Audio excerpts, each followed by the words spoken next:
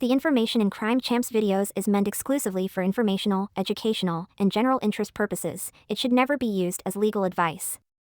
Our videos are simply an overview of the facts as we understand them. They should not be interpreted as legal advice. We do not provide legal advice or act as attorneys. If you think you may have been the victim of a crime, you should consult a lawyer. Our videos is not meant to shock, enrage, or otherwise provoke the viewer. Our videos were produced exclusively to increase public awareness of events relating to true crime. The verdict in the capital murder retrial of a man accused of killing an Austin choir teacher.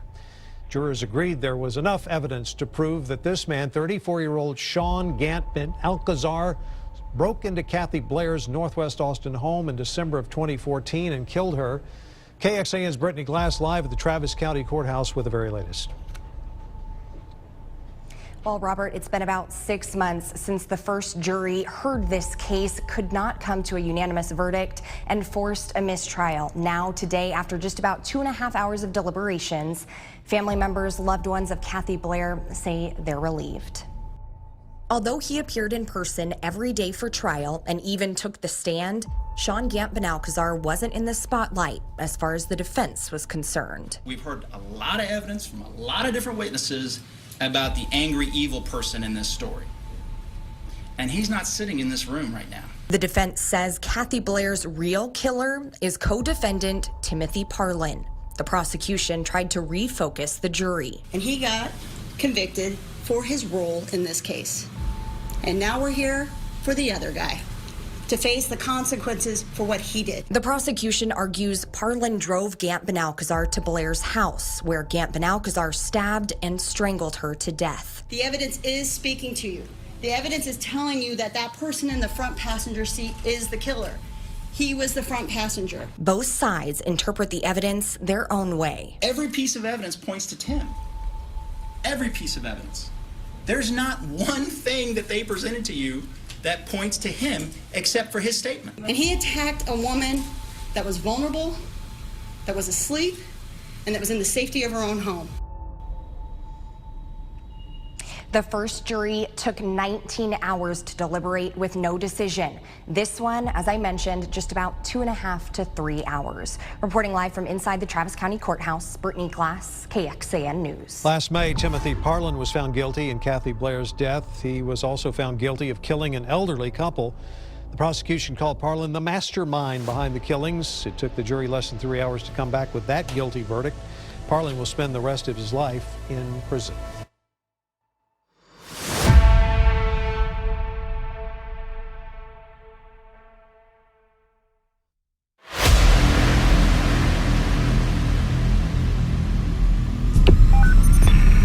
What's your emergency?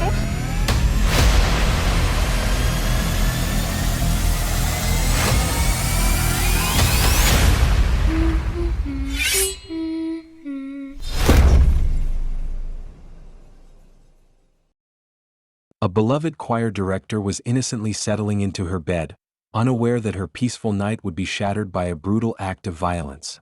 A chance recording and the memories of a friend would later prove crucial for the police as they pieced together the mystery behind this senseless murder. It was shortly after noon on December 6, 2014, when 23-year-old Joseph Hargis returned home from a night at a friend's house, only to be confronted by a nightmare: the bloodied body of his mother, Kathy Blair, 53, lying motionless in her bed. She had been savagely attacked, multiple stab wounds marking the scene of horrific violence. In a chilling detail, the contents of her jewelry cabinet had been scattered, leaving the home that once echoed with music cloaked in silence and sorrow. "I think someone broke in and killed my mom," Hargis told a 911 dispatcher. While investigating the brutal crime scene, detectives faced the daunting challenge of a lack of DNA or fingerprints. However, one pivotal clue emerged: a bloody shoe print. Delving into this promising lead, they identified both the brand and size of the footwear. As they meticulously tracked the killer's trail through the house, they noted an intriguing detail: a table nearby adorned with expensive electronics, untouched and ignored. This unsettling evidence led police to suspect that the jewelry robbery was a calculated facade, crafted to distract from darker motives. Days after the shocking murder of Blair, her neighbor, Rob Leaf, came forward with a revelation that could shift the investigation's course. He claimed to possess thermal scope video that might hold the key to unraveling the mystery.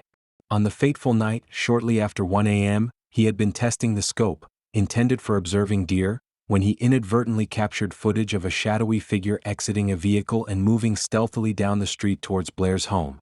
Police pored over the footage, noting the tall silhouette of the man, his distinctive gait leaving an unsettling mark on their memories. The shape of the vehicle's grille and headlights offered a clue, a whisper of identity hidden in the shadows. 1 week after Blair's brutal murder, an elderly couple, 85-year-old Sidney Sheldon and his 83-year-old wife, Billy Shelton, were found beaten and strangled in their home, only 5 miles from Blair's residence. The scene was gruesome. Billy had suffered horrifying stab wounds to her face. And eerily reminiscent of the Blair case, a small jewelry box lay empty, its contents stolen, leaving behind only a haunting silence. Nighttime burglaries are extremely unusual, says Derek Israel, a retired detective with the Austin Police Department who worked on the case. This is Texas. People have guns and they're allowed to shoot you when you come in the house and burglarize it at night. The similarities in the murders raised red flags.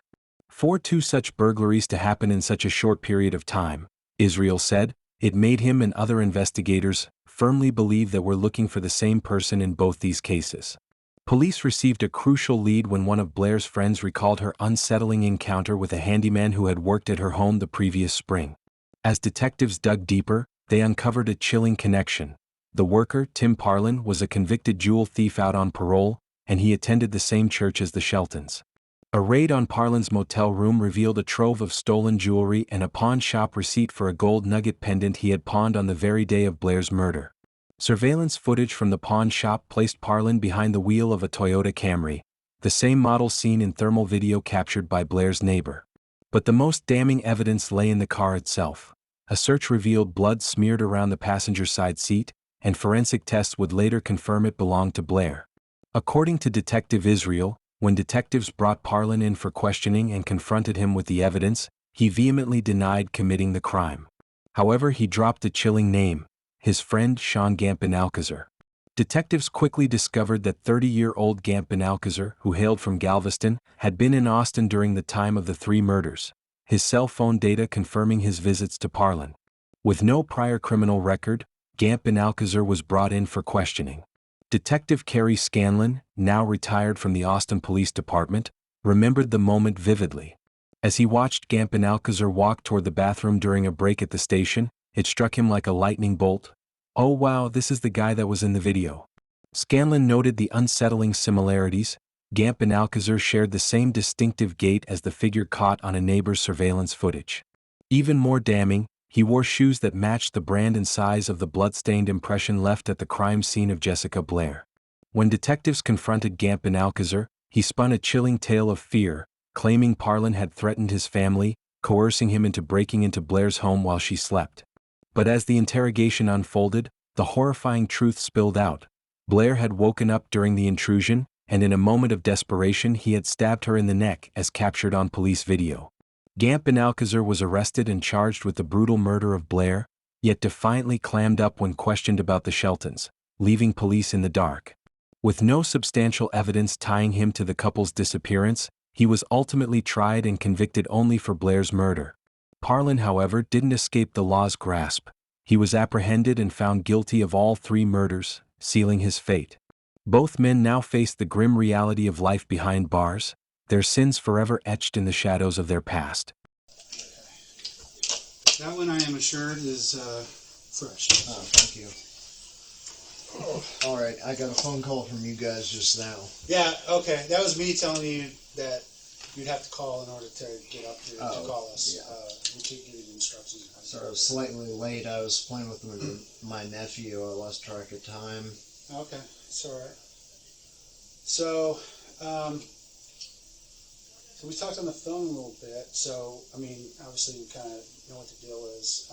We're investigating a murder in Austin, and in particular, we're looking at Tim Parlin as the person that we believe committed the murder. Mm-hmm. So, you know, what we're trying to do is, when we talk on the phone, obviously, you mentioned you come into Austin sometimes. Mm-hmm.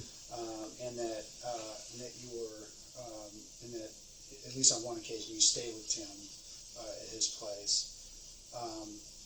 And of course, we also mentioned that Tim had thrown your name into this whole mix when we interviewed him. So that's why we're here, because we have to basically eliminate you as a suspect before we can move on with Tim, and that's kind of what's holding us I got it. now. I'm curious because I'm completely in the dark on this. Who was murdered? So to begin with, we're not going to be able to say a lot about the actual murder that we're investigating, and it's not just to you, but just in general. We haven't talked a lot about these murders because it works to our advantage. Because when we talk to people, when they tell us things, we know that they're being truthful with us, so we don't like to say a lot. Oh, you mean you don't want to lead them? Right, exactly. And we want to hear from people that we talk to what they know, not what they heard. Gotcha. Right. Okay. And also with this particular guy, there's no telling what kind of stuff he might have been involved with that would be interesting outside of that, the murder in general. So we don't want to focus too much just on that. So well, I actually thought of something I forgot to mention to you that's probably, or it could be relevant. I'm kind of a weapons collector. Mm-hmm. Like I collect medieval weapons and knives and that sort of thing, sai and stuff. And when I met him, Tim, the first time, it was at his house. He just came over to meet with him. And, I was playing with my butterfly knife because I had shown some of my weapons and actually took up my hobby and started collecting, although she has the nasty habit of hitting people with them. Right. But, the butterfly knife, how you whip it out and do that thing. And he was like, oh, that's cool, can I borrow that? And I was like, sure. He's like, I want to learn how to do that. Right. I never got it back. Okay. So, you never saw it again? Can you tell me what that butterfly knife looks like? Yeah, it was, I bought it in Mexico years ago. Okay. And it was silver, except for a mother of pearl strip along the handle. Okay. And it was one edge, not double edged. Okay. Yeah.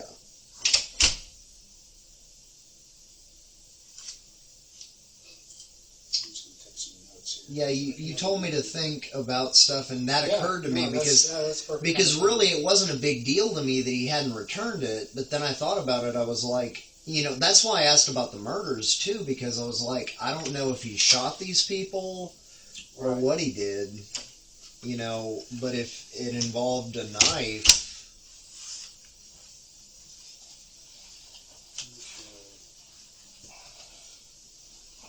So, and one thing I want to point out to you, you probably already realize this since you came in voluntarily, that you're not, in any trouble. We're not arresting you. You're not under arrest. You're free to go anytime that you want to go.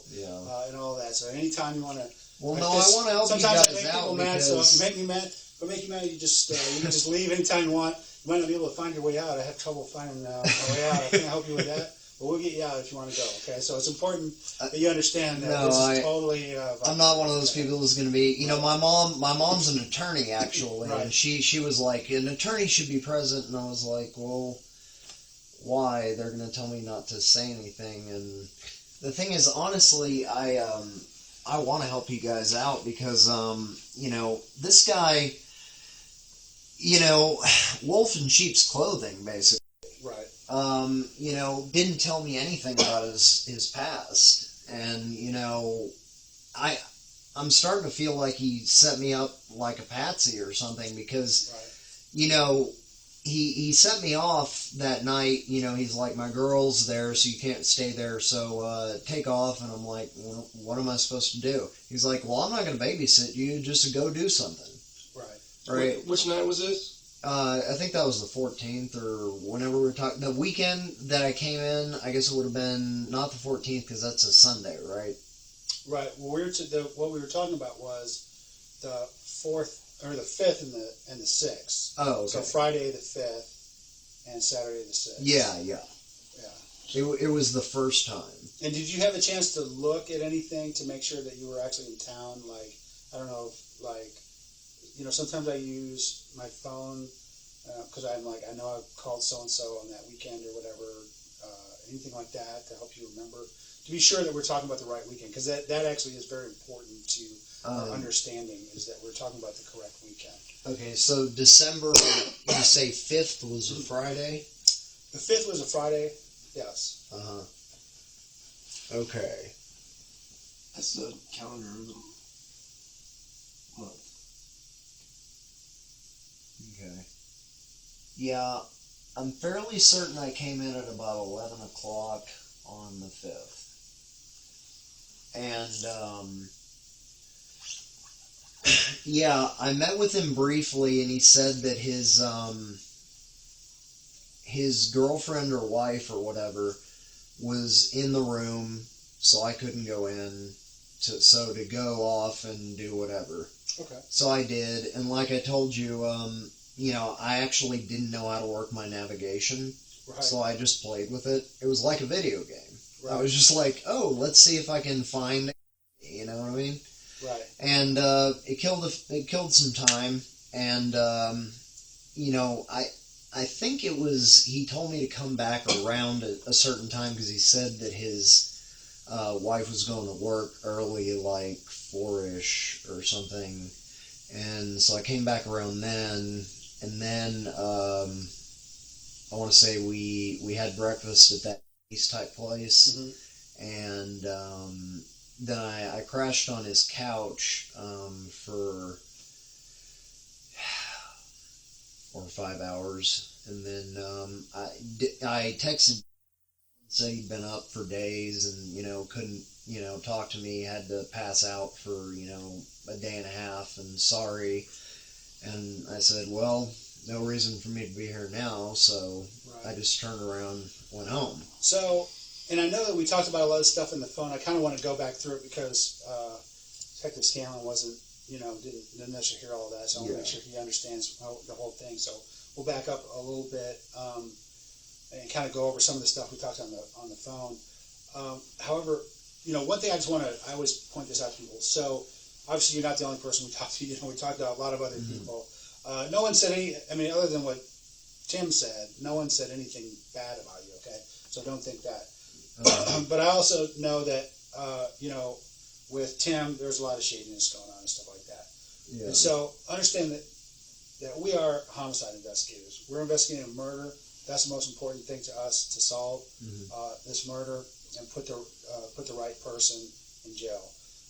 We're not interested in hassling people over things that are not murder. Yeah. So the reason I say that is we want to hear everything. We want to tell the full truth of everything, and we want to, even if it's embarrassing for you, even if it's anything else. It's this thing that's the most important is that we understand the truth, because that is going to help us. That's going to help us the most in doing it. And like Detective Scanlon, we were actually talking about this on the way driving in from Austin, and he's like, "Yeah, I always like to tell people that it actually makes me believe you more when you're saying stuff." That's kind of embarrassing to you, or that maybe you didn't want out there that the cops know about, because why would you say that if it wasn't true? We would, that lends credence to the story. So sometimes people, what we don't like is when people tell us a story, but they excise parts of it. They take parts out, or they lie, or just outright lie about parts, because then the important parts we go, when we try to present it and explain. Then people are like, well, why do you believe that? You didn't believe that. You're just selectively believing the stuff you want to believe. Right. So it's important that we, just get everything. Good, bad, and well, because, the fact is he was a dealer. Right. Yeah. And, I bought some from him. Right. So that's the kind of thing you're talking about? Yeah, stuff like that. That stuff, like I said, that's stuff that we have no interest in pursuing in any way. We just want to, what we need to know it, because we need to understand what kind of person Tim was, and we understand kind of the dynamics and the relationship of everything was going on with everyone. Yeah, no, what I told you was true. I was down there basically to figure out what was going on in my right. I was also trying to get a place, Right. and like I say, I have bad renter's credit. Right. Then while I was down there, like I said, he sold me a little bit of. I met that girl from. Hooked up with her.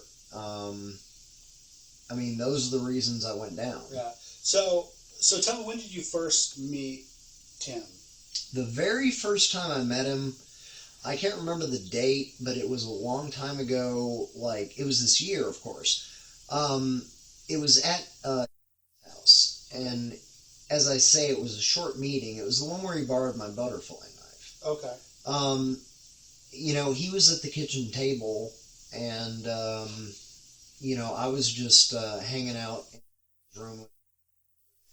And I came out to get a drink from the fridge, and I saw he was there, and introduced myself, and we talked briefly, and he was hanging around talking to him for a few minutes, and I was playing with my butterfly knife, and that's when that happened. Right.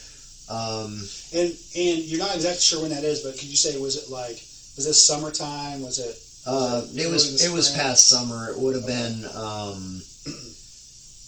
at the latest, like October. Okay. My sister, she floated a comment, something like, oh, well, once you get down here, you can do some jobs for Tim that, she said something like, he's got some jobs that he needs non-business for. Okay, and what did you take that to mean? Well, what I took it to mean is that she wanted some rough stuff done. Right. Like, maybe collecting money for somebody or something like that. And the thing is, I don't do that kind of thing, but, talks me up to everybody. Right. Because it behooves her, because her boyfriends are afraid of me.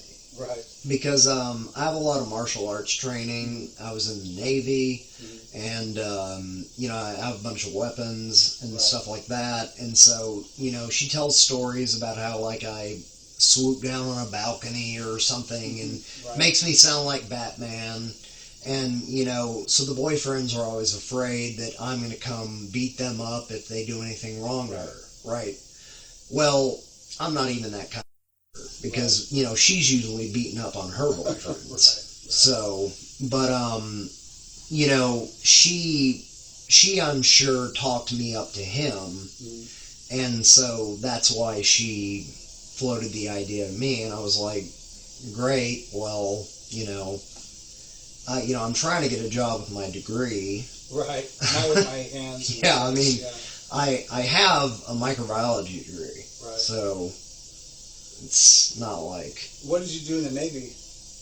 I was an electronics technician. How long were you in? Not long. I was out fast. Okay. The Navy life didn't suit you? Not really. Actually, it's where I got this coat, though. Yeah, I figured. Which I've buttoned wrong. So, you talked about that butterfly knife. What about other weapons? Have you ever seen Tim with any other weapons?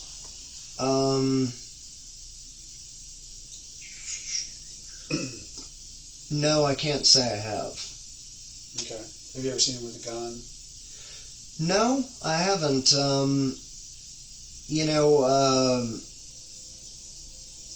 I have to say he acted like he was concealing something at some point in his jacket. He was kind of holding onto his jacket like he was bracing something. Right. Like you would do if you were shoplifting or something, like trying to hold a package into your jacket, you know what I mean? And I was like, what's that about? Right. So, I mean, that could have been a gun. Right, well, you don't know. But I didn't see it. Yeah, I didn't see it. Yeah.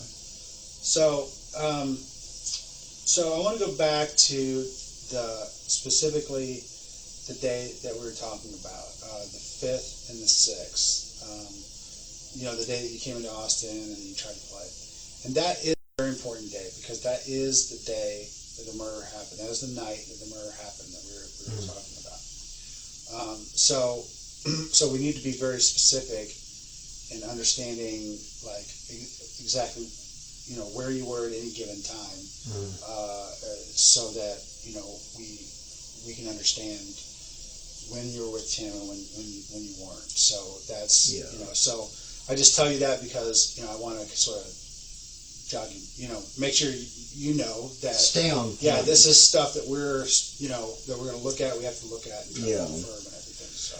Well, like I say, I came in around 11 or 12. Right. And we had a brief conversation, and then he told me basically get lost for a while because, my girl's here and you can't come in, so come back around like 3:45 or 4.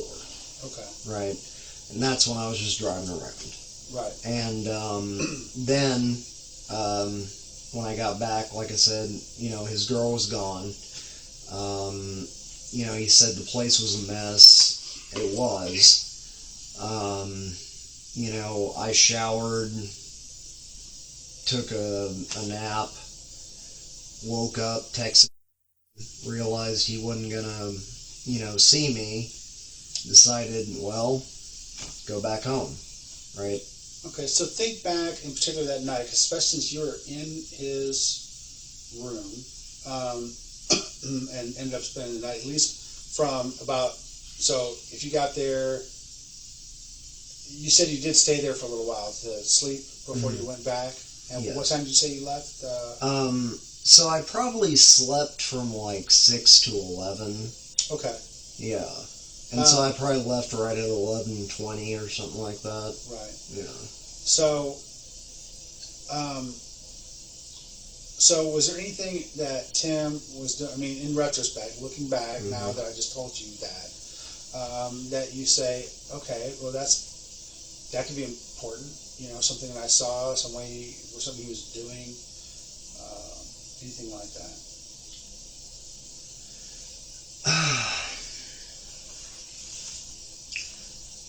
I have a bad eye for that sort of thing, but I'm going to try to think. A lot of stuff he does strikes me as weird. He's kind of a weird guy. You've met him, I'm sure. Sure, yeah. Do you agree with me, right? Oh, yeah. He's a little off. I mean, I didn't know about all this, or I wouldn't have been associating with him, but, well, sure. He kept bagging stuff up. He was bagging some stuff up. What was he bagging up? Just like trinkets and shit. And what do you mean by trinkets? It just looked like, hard to explain. It wasn't really like jewelry. It was like, almost looked like belly dance stuff or something. It was just like random, it was like, I'm trying to think. It was just random junk. And it was like, but it was like shiny random junk. So, did you see... It was in like a shopping bag with handles, paper shopping bag. Okay. Did you see anything there that had blood on it, let's say? I don't think I ever saw any blood. Okay. Did he show you anything that night that he was particularly interested in you seeing that you recall?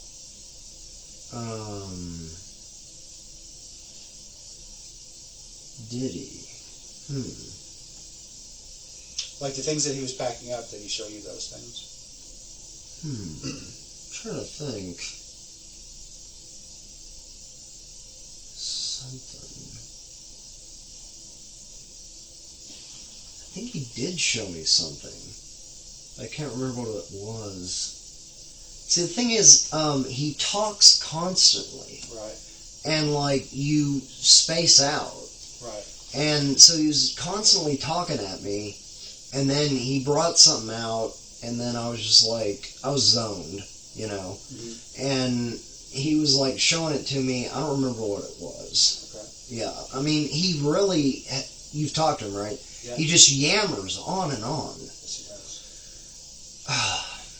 So, when you first got there that night, how was he dressed? Let's see. He was fully dressed. He had pants on, a shirt, and like an overshirt. And do you remember the colors of these? Fairly dark. What about his shoes? I can't remember anything but dark clothing, so the shoes would probably be dark too. Was he wearing the same thing when you came back?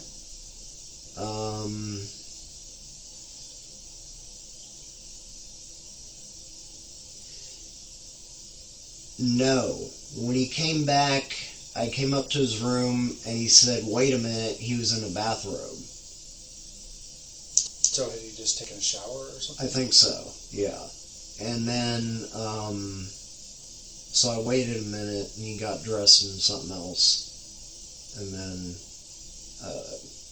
let me in. Was the wife there? No, because that was the thing, is he didn't want, me there with her. Like he acted like she didn't want company or something. That was why he told me to go in the first place. Right. And she was supposed to be at work now. She was supposed to have gone to work. Now, in retrospect, I don't know whether she was there at all, or, if that was an excuse for him to get away and do something. Right. But, I mean, I never went up to the door. I wasn't going to be disrespectful and be like, oh, hey, let me check that your wife's there. Right. Sure. So I've actually never met her. Outside when you came up? Yeah, I just called him and said I'm here, and he came outside. Oh, okay. Had you been there before? No. Oh, okay, so you didn't really know. So that was the first time Okay. And you never met his wife, you said? Never seen her. Okay. Yeah.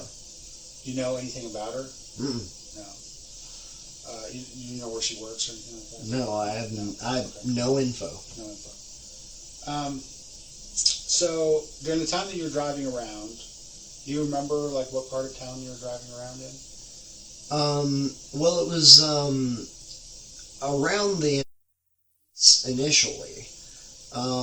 So, that part of town, basically I was just typing in different destinations and having it lead me there, So I didn't get too far outside of the area. Do you know where that? Are you familiar with that? It's nearby. Yeah, right. It's near where the place is, isn't it? Yeah, it's not too far. Yeah. It's I don't north. think I went that way though. I think I went like southish. Okay. Yeah. And you know where Mopac is at? Mopac Expressway is to the west. So there's two kind of main north-south. Okay. Yeah, because expressways. When I was in college, I didn't drive. Right. So I don't know Austin. One. Yeah. And it goes north and south, and it runs sort of parallel with I-35, but it's to the west of I-35. Yeah. So you don't remember driving on that road? Well, I just got on 35. Because a lot of the stuff that was nearby directed me to go to 35. Oh, okay. And so, obviously, because North is close to 35, my nav would tell me the closest place is like off of 35. Right. And so I was going to a lot of places off of 35. Right. Yeah. So one of the things that we're going to do as part of our investigation with anyone who's kind of like a possible suspect, is that we get historical geographic data from their telephones. Okay, so how we do that is we go to the actual carrier of the phone with a court order, and they provide the data that we request, and then we analyze that data. And in this case, it's actually the FBI that's doing it for us. So what they do, what that tells us is it and you may know this already, but cell phones, whenever they're operating, even if you're not actually making a phone call, they are hitting different towers because it's just these phones. They always want to communicate, just to say I'm here, if nothing else. So they're constantly communicating with those towers. So when we look at that particular information, then we can actually take that data, and that data actually allows us to pinpoint the location of a phone at any given time. So when somebody, that's kind of handy because if somebody has a phone, like I do, I carry my phone in my pocket all the time. I'm assuming you carry your phone in your pocket all the time, or on or about you. That kind of allows us to figure out where the particular person is at any given time. So that's something that is ongoing right now. I haven't had enough time to complete that yet because it takes some time to get that data back and analyze it. But I tell you that because, so what we do with that is we're going to, that'll allow us to kind of pin, that's why I'm asking a lot about like where you were at. Just kind of give me an idea so that if you're in a particular area, there's an explanation for it, and I know, and I can, and say, okay, well, we explained that, we went over that, I know why he's over there, not a big deal. In this case, the scene that we're looking at is a good distance away from, it's about 8.5 miles away, definitely far enough away. There's different cell towers that are hitting.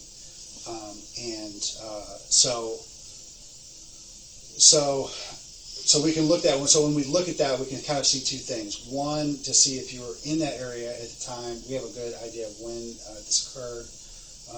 If you're in the area of murder at the time frame. And the other thing that allows us is obviously we do the same thing with Tim's phone.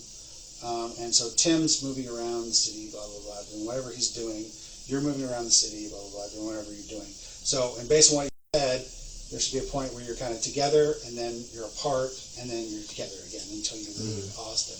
So that's what I would expect to see when we when we do that analysis. Obviously, if we see that you're together, moving around the city, especially in the area of where the murder happened, then that's more problematic. So I bring that up to you because I just want to make sure that that you're clear in the stuff that you're telling me, and you understand that we'll check. And there is a means for us to check that information out. So it's going to be separate, right? Not together. It should be. I mean, there was a point that I took some stuff out of my pockets in his car because that's where we met. So, So you think you left your cell phone in his car? It's possible because I know I left my wallet there. That's a weird thing to do. So how did you end up in his car? If when you showed up, he said. Well, no. The reason it happened was he was like, I was wearing shorts when I came in. He's like, "Aren't you going to be cold?" And I was like, "I guess so." So I changed into pants and I took everything out of my pockets, right? And then I failed to put everything back into my pockets. And so you did that changing out in the parking lot? In my car. But, like, I took everything in my hands, like I say, he didn't let me into his apartment, right away. Right. He, met me in his car. Okay. And you went and sat in his car? Yeah. What? And talked for a minute until he told me to, go. And so you think during that time you might have left your cell phone inside his car? I'm just saying it's a possibility. You didn't make any phone calls during the time you were running around? I don't think so. Do you have your phone? Yeah. Can I look at it? Sure. Does it lock or? No.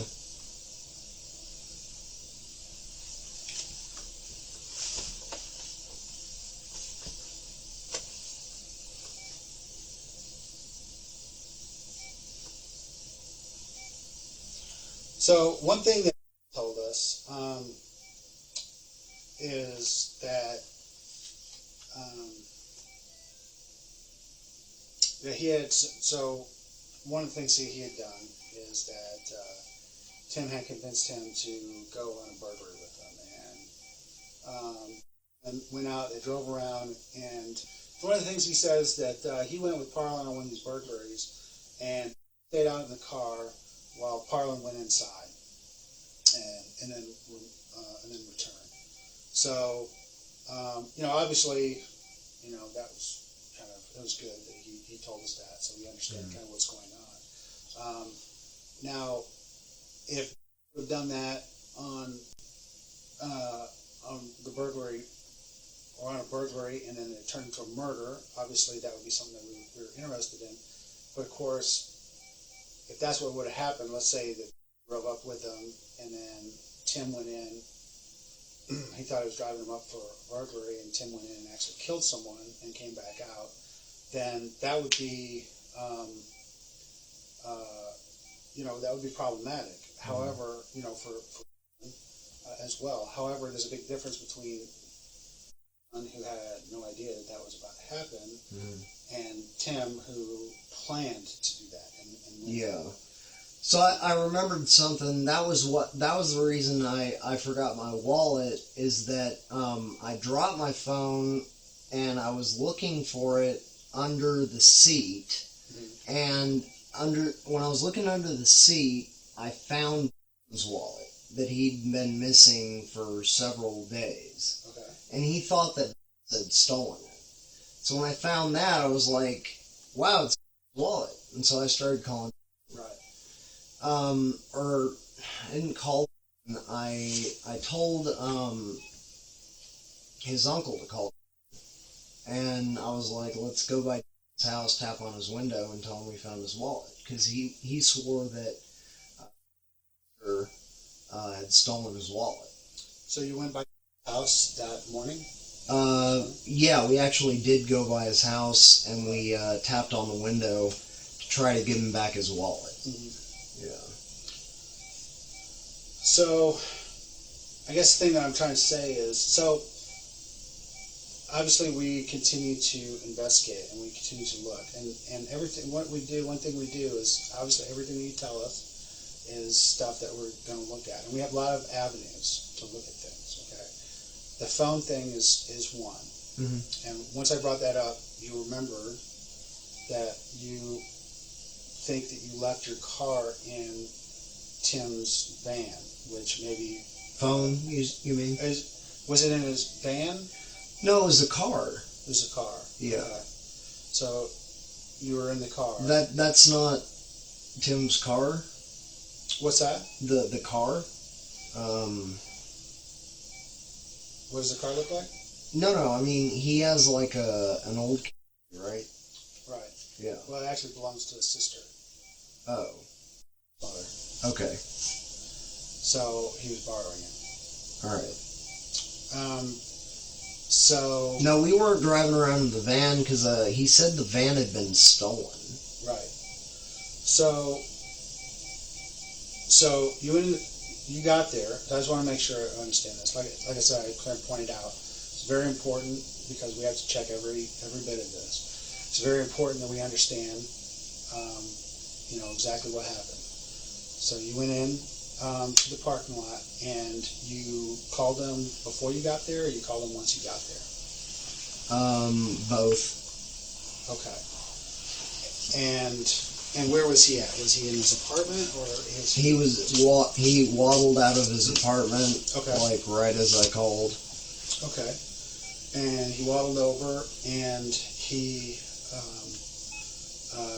Did you have a conversation out on the porch or out on the thing? Is that initially by my car, and that was when he told me to change pants, or because I was wearing shorts.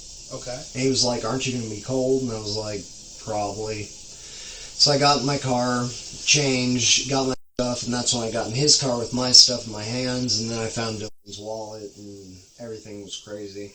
But and then what happened at that point? So you found the wallet, and then what happened? Well, I started talking to him about getting his wallet back, And I think we may have gone to do that immediately. And then that was the only thing we did, though, because he said he had to get back to his wife, and that was when he told me to... So at that point you drove, so you met and you drove up to his house. It's not far off. Okay. Yeah, I don't think. And how long did you stay there? Well, we didn't stay because the thing is we didn't want to wake up his mom. So we just tapped on the window and didn't wake up. It was like... I've tried to wake up before. I've shaken his arm, shaken his leg, and I mean, the guy just, you know, it takes about 15 shakes to wake the guy up. Sure. And I mean, I don't understand it. So tapping on the window didn't wake him up, and so we didn't go in. I just tapped on the window a few times, and then we got back in the car, and he gave the wallet to him later. Okay, so you got back in the car. So you tried to tap on the window, but he didn't open up the window. So and about what time was this? That would have probably been 12 or 1. 12 or 1? 12 or 1, yeah. Okay. So do you know if it was 12, closer to 12, closer to 1? Probably so closer to 12. Closer to 12. Okay. So then you were there, and around 12, what happened then? Where did you go then? We went back to the and then he said he had to, you know, take care of his girl, and then told me to, you know, go. Okay. So, and what time was it when you went? You know, like right after we came back to this place, so like, you know, 1-ish. About 1 a.m. Yeah. Okay. And then, so at the time, so at that point, that's when you got out of his van, and you think you might have left. Well, again, it's or not it's van, the it was car. Yeah, I'm yeah. sorry. I say van because he had a van too. So Yeah. car. So you got out of the car, and then you got in your car and left. And what was the agreement? How? He just said she's going to work at 4, so come back around then. And I came back, can't remember whether or not I called him. I think what happened was I just went and knocked on the door. Okay. And I didn't call. Okay. I think that's what happened. So, yeah. Okay. I mean, it was all... Could you have called? That's a good question because I'm not sure I had my phone. Okay. But I guess if you did call him, then we would know that you hadn't left your phone in his car. That'd be a good way of figuring. That would be a good way of figuring that out. Or if you made a phone call or a text during that time period, that would kind of give us a clue that probably that you had the phone at the time. So yeah, right. So if we found a clue like that, and then it also showed that like you and he were together, or that you were over at the scene of the murder at the time, you know, we would know that you were actually at the scene of the murder at the time, and it wasn't Tim that was at the scene of the murder. Uh-huh. Does that make sense? Yeah, I understand. Right. Is it possible that it might show that? I doubt it. Okay. Because sure. I mean, he drove me around a lot of places. You know, he took a bunch of back streets, but did you catch back streets when you were coming back from? yeah. Oh, okay. Did you make any stops anywhere? Bunch of. Oh, he stopped at a bunch of. He'd stop at all over the place. Okay. And just chill. Okay. And I did get the feeling he was like casing stuff. Mm-hmm. But like, you know, I didn't have anything better to do, so I was just like, and he was constantly yammering.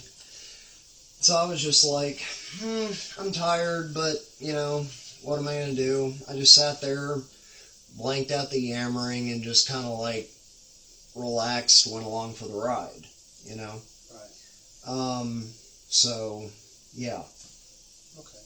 So you did return back to the hotel at about 1 a.m. or so, is that correct? Mm-hmm. And then you got in your car and then departed the hotel at that point? Yeah.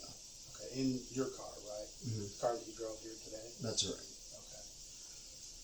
So, and what kind of car is that? It's a sport model, 2013. What car is it? Huh? No, what color? Color, metallic gray. Okay, yeah. Okay, yeah, great, yeah. It's hard to tell on the light. I've beaten the hell out of it. Yeah. So then you left. And then you drove around for a while. And you came back around 4 a.m. Yeah. So here again, I told you, there's like a lot of different pieces of information we have. It's like a big puzzle. We're always trying to put it together. That's why it's very helpful for you to be here, because you help us put this information together, and make sense out of it. So one of the pieces of the puzzle that we have is that, if you're familiar, it has a camera that covers that back parking lot where Tim's is at. I don't know if he mentioned it to you.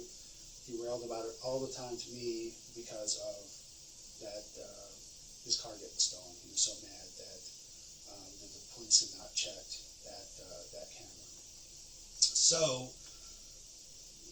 of course, we have to do our job. So we made sure that we got that camera recording for the whole month of December.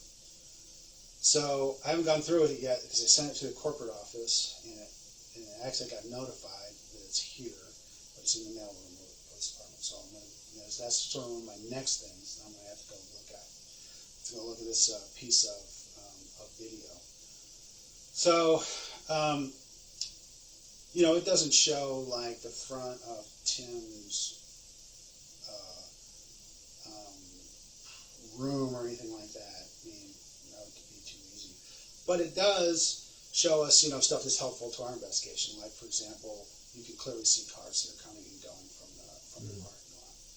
So what I would expect to see, based on the story that you've told me, is I would expect to see you arrive, and then Tim's van to leave at the time that you Tim's car. Tim's car. I keep saying that. Tim's car to leave, and then Tim's car to return back, and then for your car to leave by itself. At approximately the times that you've told me that would occur. Would you say that's correct? Yes. So obviously, if I didn't see that, if I saw something different than that, like I saw Tim's car leave, but I didn't see it return, or I didn't see your car leave and then come back later, and then come back at 4 a.m. and all of that, I would be very concerned that, about the story. Obviously, yeah, the story wouldn't check out. Right. Gotcha. So that's why I'm saying, when we talk about this stuff, it's very important, to be as precise as you can. Yeah. You have to realize that with everything that's been going on, sure, a lot of this stuff has gotten muddled. Sure. But I'm trying to be as accurate as I can. Absolutely.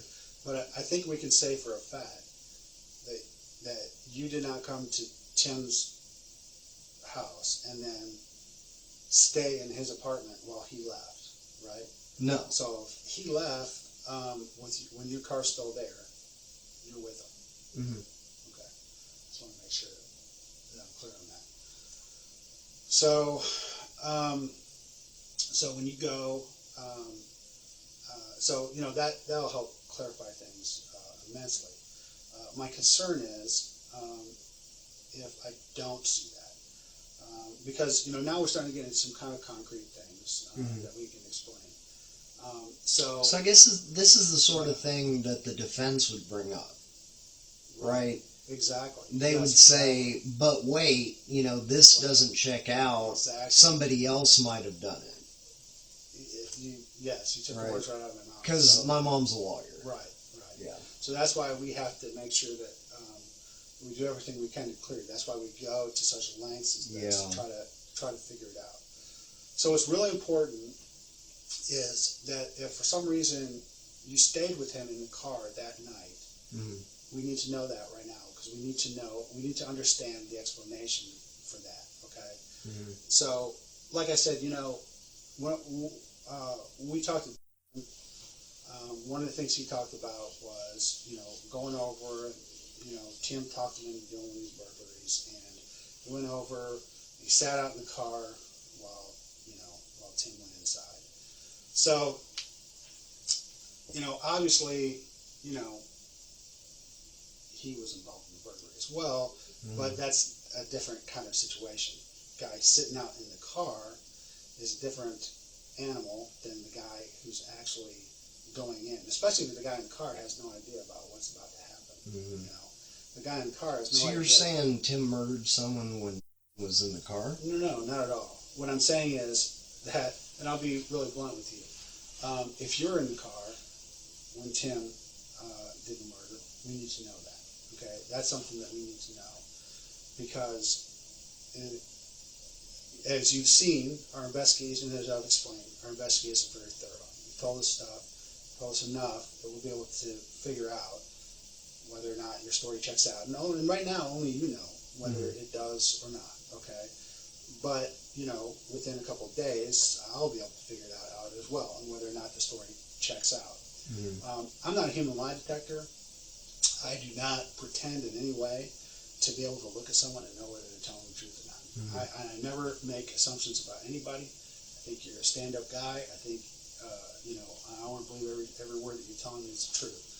But I still have an obligation to check every word that you tell me to make sure. Yeah. So, I know that I'm going to check that. I know I'm going to check that information. And I just want to make sure that I'm not surprised by anything that I see when I go. The only thing that I might caution you about is that, I may be mixing up particulars from different trips. Sure, I totally get that. But how many times were you in Austin? Like 3 or 4. In December, how many times? 3, I think. So, starting backwards from today, when was the last time that you were in Austin? I guess that would be not last weekend, but the weekend before last. Okay. And before that, when was the last time you were in Austin? I guess like right before Christmas. Okay. And so, and you were in Austin 3 times over December? So I guess that would leave this one that we're talking about.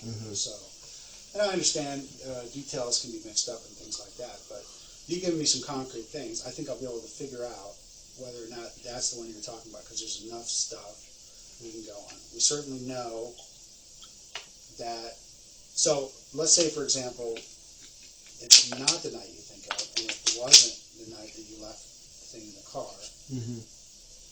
That was a different weekend, because that was a detail that you can make a mistake about. But so on the weekend that this happened, the murder happened, maybe you didn't leave it in the car, and we can all figure this out. Yeah. So that would be very helpful. But what I get concerned about is when I tell people about the phone thing, and then all of a sudden they're like, and I say, well, there's based on what you said, there shouldn't be any discrepancies, and then all of a sudden, oh, well, I must have left my phone inside the person's car, and then sort of maybe new details start emerging about the trip and stuff like that. So I get concerned about that, okay, as an investigator, as a person who wants to make sure that I'm getting all the details right. Just because, I have experience with that, so I kind of know the deal, and so when I start to see that, I get a little worried that maybe there's more to the story that I'm missing. And a lot of times, and we discussed this very early on in this whole thing, a lot of times people will say stuff and they won't tell the truth, they'll fib because it's something that's embarrassing to them. There's something that they don't want to have to admit, was going on. And, like I said, we want to have to admit that he had gone on a burglary with Tim, and then he was sitting out in the car because that was embarrassing to him. And it could be the same thing here. Maybe you were with Tim, something happened and you didn't expect to happen, and then You know, and so that's very embarrassing, or, you know, and so you don't want the police to take the wrong. So you're suggesting that maybe I went on a burglary with Tim, stayed in the car, he went in, I thought he was going to burglarize, he wound up murdering somebody. I mean, that's a possibility. I'm not saying that that's what happened. I'm just saying that's the sort of thing. That, I'm just asking that's what you're saying, Yeah. I mean, just because, you know, I know what happened with and stuff. Yeah. And so I'm kind of like, well, shoot. You know, but for the grace of God, that could, you know, in that situation, in that same situation, being out there, you know, I mean, because obviously, if I got to the point where I could say, well, I know that both of you were there, I know both of you drove there,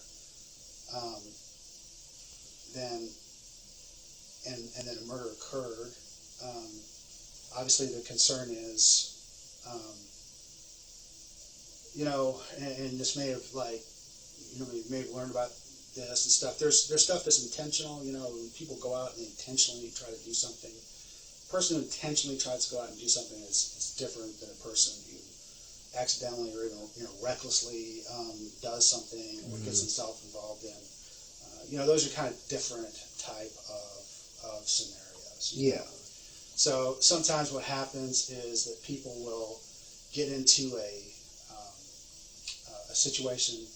Again, in fact, I'll tell you, that's probably one of the most common things that we run into in our job as investigators. I mean, you spend a lot of time, Carrie more than me, spend a lot of time investigating these kind of things, and a lot of times what happens is you find that somebody was in the wrong place at the wrong time. I mean, I'll give you a good example. Like earlier this year in January, I investigated a case. It was a capital murder.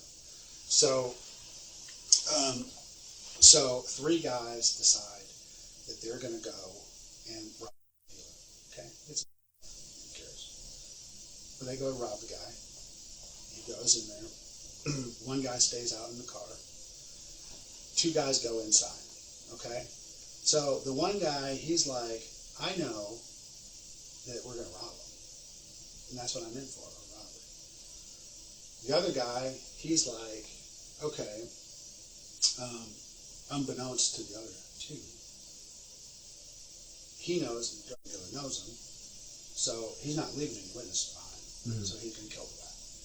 Doesn't communicate this to anyone else. So when they go in there, it's 2 guys who go in, 1 guy sitting out. They go in there, they're doing the deal. This guy here is talking, thinks it's going to be a robbery. 3rd guy brings that gun up, rests it right on the 2nd guy's shoulder, and shoots that guy in the head. So the end result of that story is that the guys, everyone came, I talked to everyone. You know, I kind of figured out who they were through investigation. It's all kind of that sort of thing. Investigation, figured out who they were, brought them in. And the guy who did it, I mean, he was lying about it. You know, it was kind of similar to like Tim. I mean, just like, trying to throw other people under the bus. Well, the other 2 guys came in, and they were scared to death, but they came in and they're like, hell yeah, this is what happened. And they told the whole story of what happened, because they were not in for a murder. These guys, they're robbers. Okay, they knew they were going to do a robbery. They're not in for a murder. So they told the whole thing. I was able to corroborate what they were saying, you know, and so the guy who actually pulled the trigger, you know, he got charged with capital murder.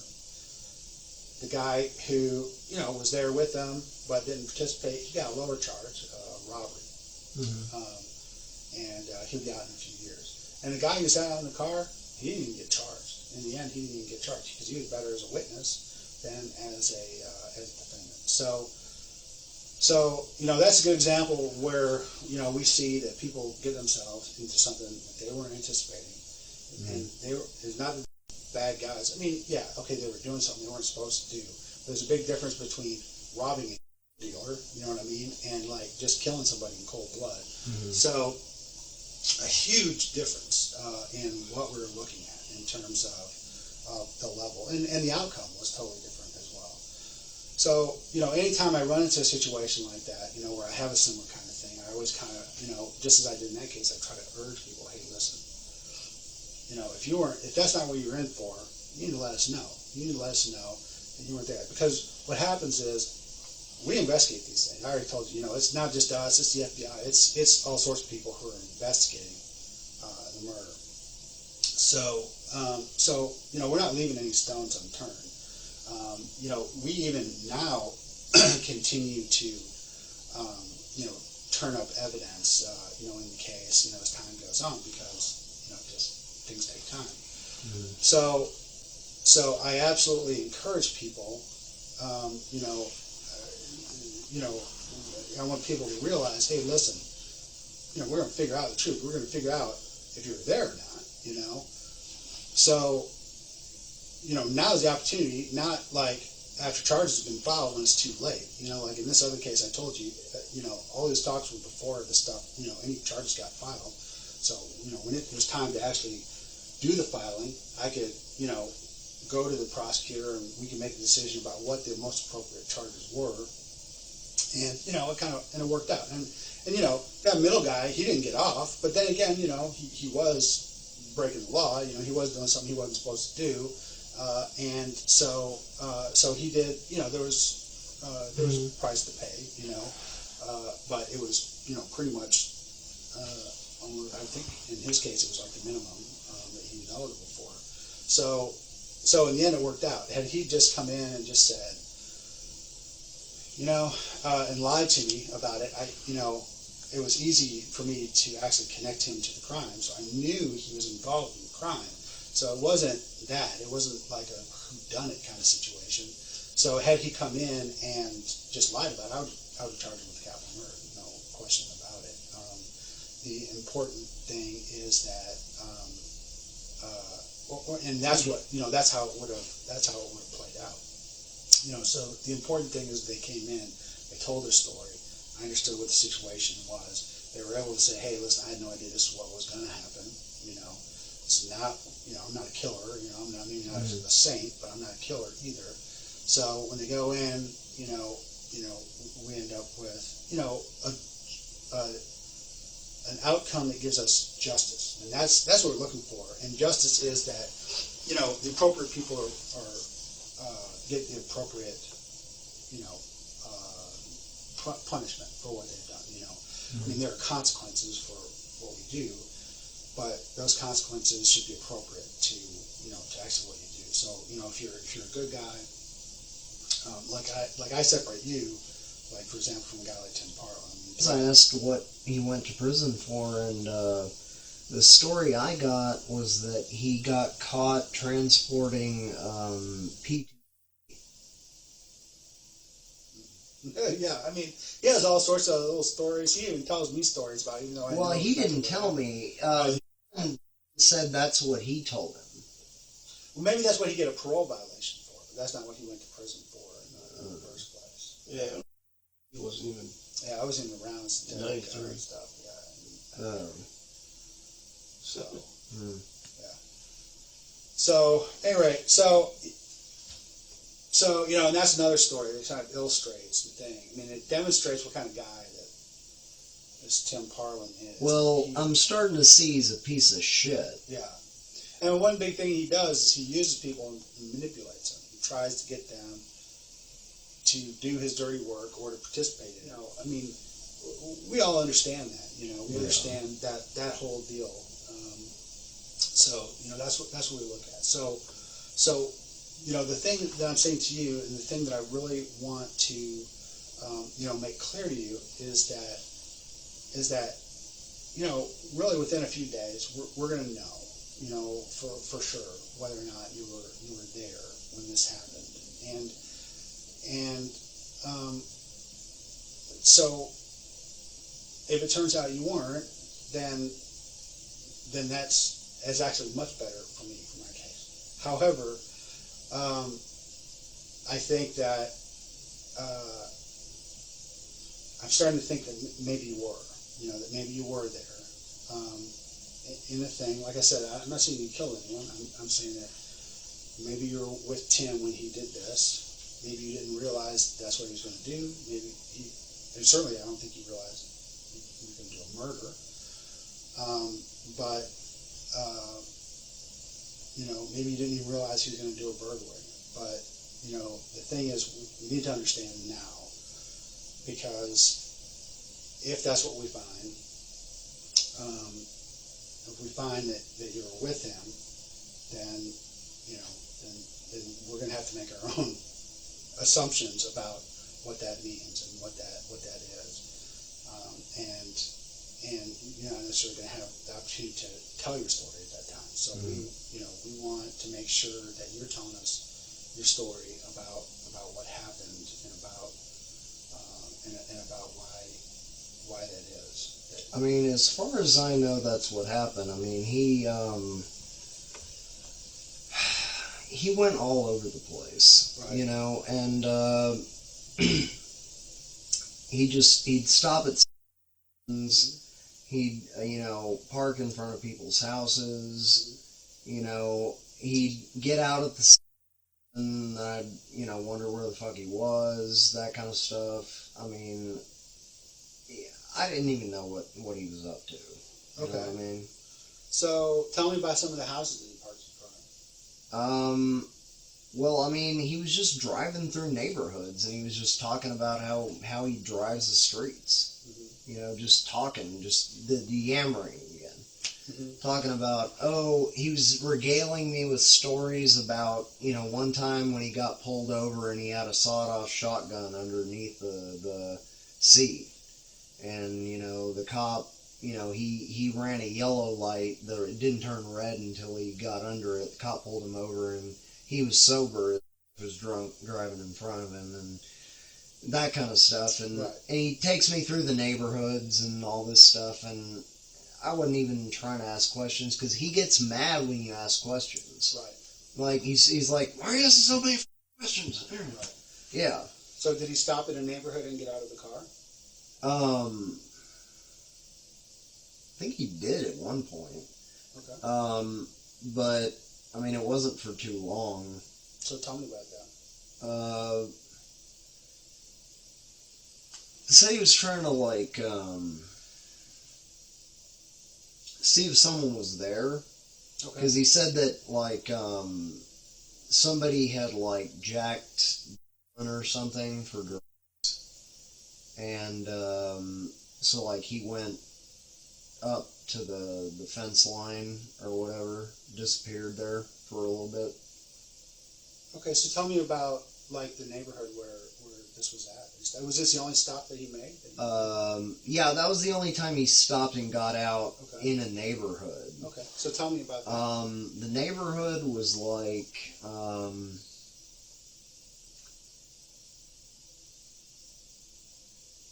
fairly nice. It was broad streets, sharp right angles, and brightly lit corner. So tell me, where did you park in front of a house? No, we parked underneath a street light. Okay. That's why I said well lit, because I remember there was a lot of light. I mean, I was like straight out from the road most of the time, and I was just tired. And also, he gave me a perk because my back hurt from the drive. Right. So I was also spacey. Okay. That's why some of this is a bit hazy. Sure. But,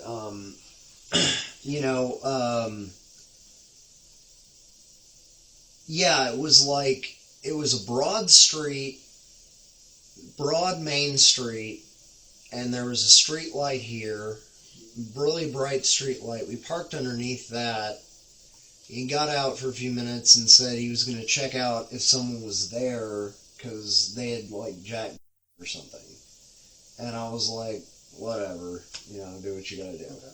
So, he got out and, went over to the house for a few minutes. Was the house on the street where you were parked?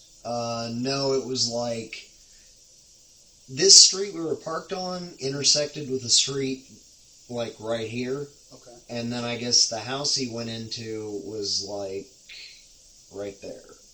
Okay. Can you draw that? Can you? Yeah, I can draw that. Some paper. You saw him go into the house? I saw it. Well, I saw him disappear towards the. He's gonna get some paper for you. Like okay. Or something. Yeah, I saw him disappear.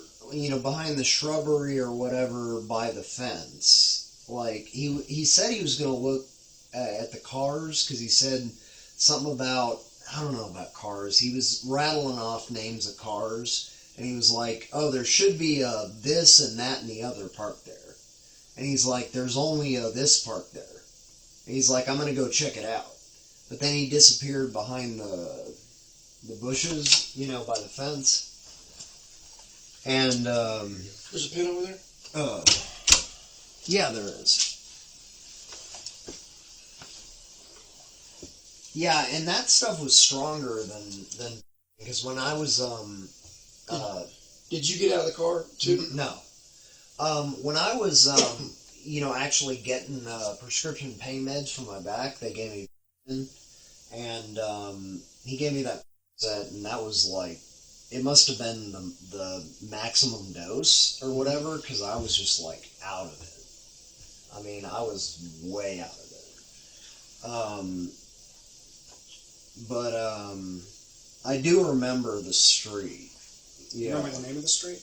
No, I never remember street names, but it was a broad street and went straight like this, and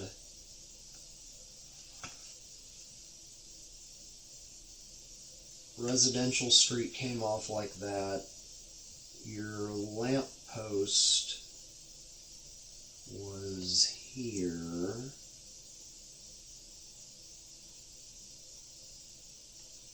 Right? Bright light. Car was, about here. Okay. Yeah, right? Okay.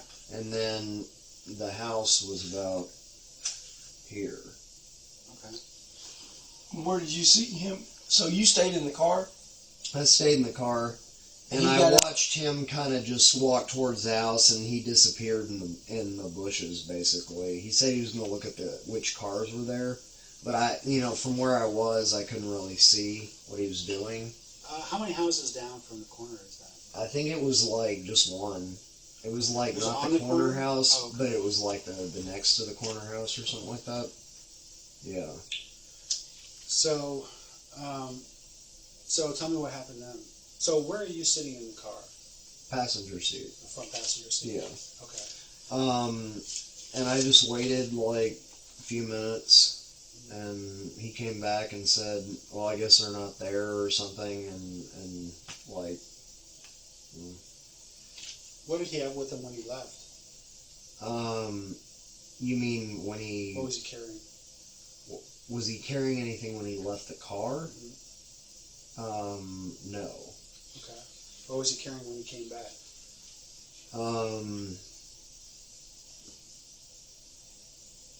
Trying to think if he actually was carrying anything either time. I was out of it. I was tired, and he gave me that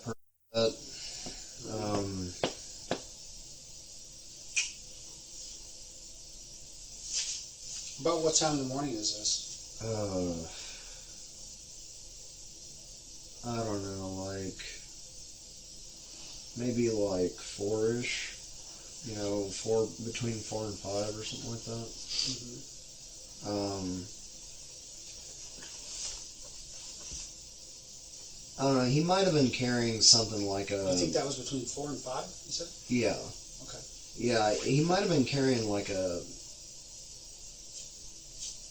sack or something. Describe it.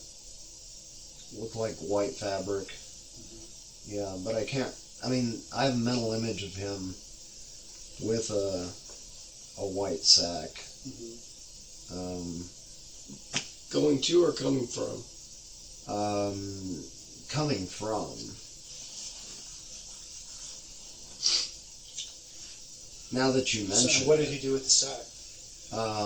Well, he just threw it in the back seat and didn't say anything about it, and I was like, half asleep, so I was just like, whatever, we going? He took us to eat, Mm-hmm. and then after I ate, I was like real tired, and we went back and I crashed. Okay. So, you know, one of the things that we talked about earlier is that, you know, it's very important that we not leave out details even when they're embarrassing. Okay. So, as I mentioned, our investigation is very thorough. Far more thorough than we deserve because we caught some lucky breaks. Okay. Yeah. But I'll tell you that. But I can tell you that there's some stuff about your story that I know is not correct. Okay. So one is that the one big one is that I know that you know that Tim committed a murder that night. Okay. That's one of the things that I know. Maybe you didn't know it right at that moment, but you certainly knew it before we came in here and talked, or before I talked to you on the phone about it. Okay. That's one thing. Okay. So another thing that I know is that you knew that you either saw him go into the house, or that you went into the house with him, or that you came and picked him up at the house. One of these things, because from where you're describing, you couldn't have seen that house. Okay, so the only way you knew which house he went into is because you either saw him going in. Well, no, the reason is because he drove by a few times. Mm-hmm. He drove through the neighborhood and pointed it out. Okay. And then he parked. Okay. And then I kind of watched him go, and he just kind of disappeared from view. So, in that car, what car were you in? The same car he always drives around in. Okay. That. All right. And you were in the passenger seat of the Mm-hmm. Okay.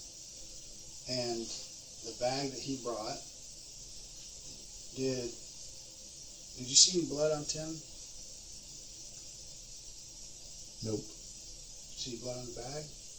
Nope. Did you have any blood on you? Nope. Okay. Then why is the blood of the murder victim on the seat that you were sitting on? Why is that? Explain that to me.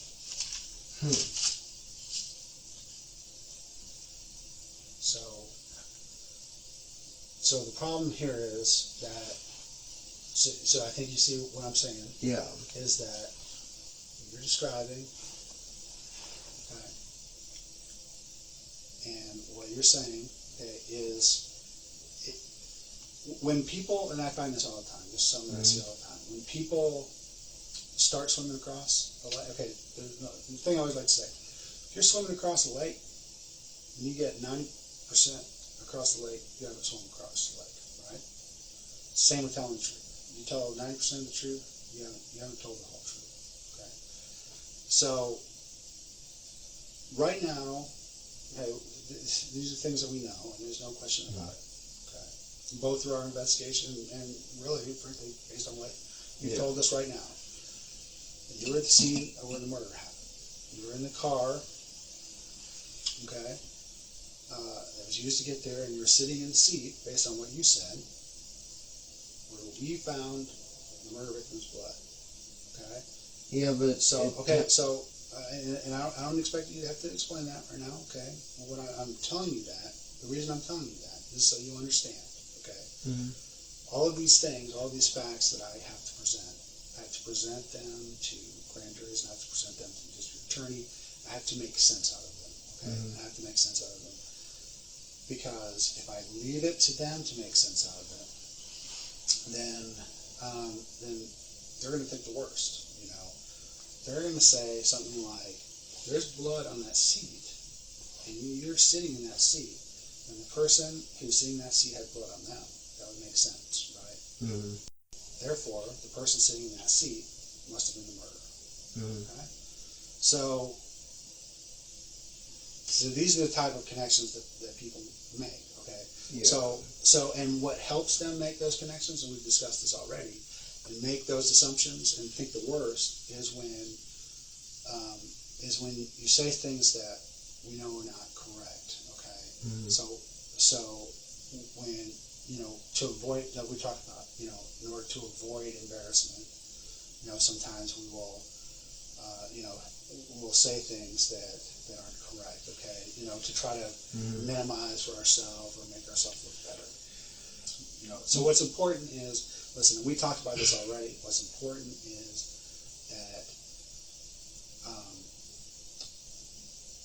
that I don't think you're a vicious killer, okay? I don't think you're a big murderer, okay? But I do think that you were there and knew that Tim was going to be going to that house, and you knew why he was going to be going to that house, okay? So that is something that we need to deal with, okay?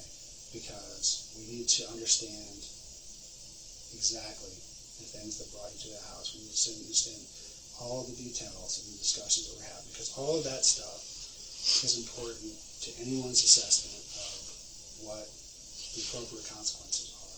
Okay. Yeah. So if you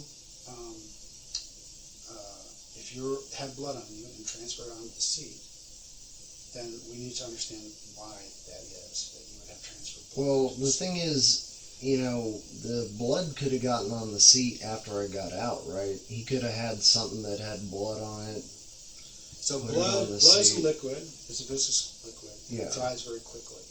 We're both very well trained in blood stain recognition and in understanding. We've actually done, as part of our training, scientific tests where we actually do drying on blood. So we know that blood that once it's dry is not going to leave the type of stain that we saw there. The stain that we saw there is from something that is saturated with blood. Fresh blood that is not dried. It's transferred onto the seat.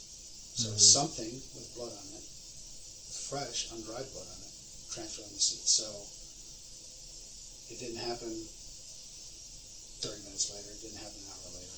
It happened. It could have been the sack. A short time after the thing. Okay. Did the sack have blood on it? Well, like I said, I didn't see it. Okay. But well, let me ask you this: if it could have been the sack, okay, and you're sitting in the passenger seat, and it's possible that the blood from the sack on the passenger seat, isn't it possible that he handed you the sack? I guess so. Okay. Well, so I guess the question would be: did he hand you the sack? Is that how the blood got? I don't remember. Okay. What he did with the sack, honestly. Well, we need to remember, and it said it could have been the sack. Why are you saying it could have been the sack? Well, I'm just throwing out possibilities. I don't know how it got there. I mean, he just stopped and said he wanted to check out these guys who supposedly jacked, or whatever. And I was like, okay, do whatever. Okay, so is it possible that you were not in the passenger seat? That you're in a different position in the car?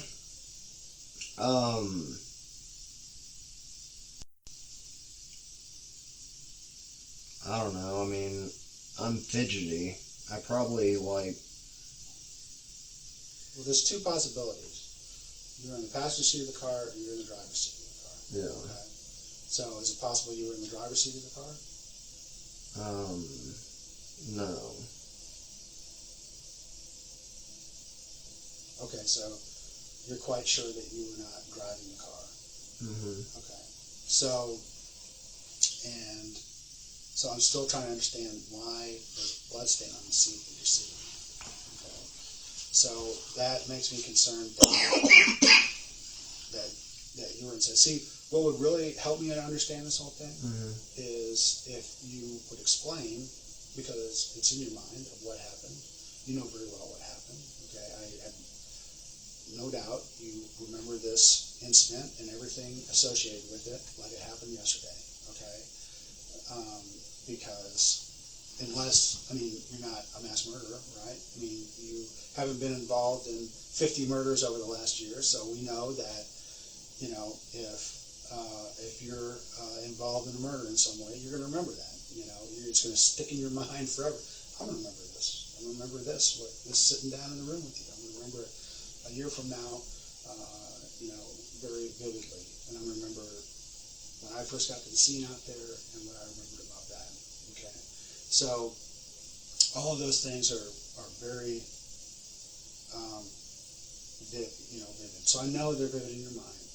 I know that you're saying a lot of things because you don't want to discuss this because it's stuff that is not making you look good. Let's just throw it out there, okay? But we're beyond that. We're beyond embarrassment. Okay, we're beyond looking good. What we're in right now is we're in this mode of we gotta explain. We gotta explain. Okay. Mm-hmm. We're there. You're at the scene of something really bad that happened, and I got two guys there at the scene, and one of them did something, or both of them did something, and I gotta know. So I have to know from beginning to end the truth of what happened, because that's the only way I can separate facts from fiction. Right? You tell me things, concrete things, and I can check those things, and I'll know they're true. If you're not telling me concrete things, then I know that you don't want me to check those things. Okay? That makes me and the other people who have to make decisions. It makes us all think the worst, right? Mm-hmm.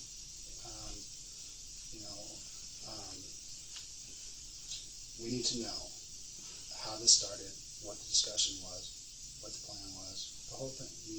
Well, like I said, there wasn't any kind of plan. It was just like we were just driving around, and he just said something about these dealers who supposedly did some jack on somebody. I think it was, I don't know. And he said, I'm going to go check if their car's there or whatever. Just walked out. Came back with the sack. I mean, I guess he did hand me the sack and put it in the floorboard, or I guess between my legs or something. And, do you remember that happening? What do you guess it happened?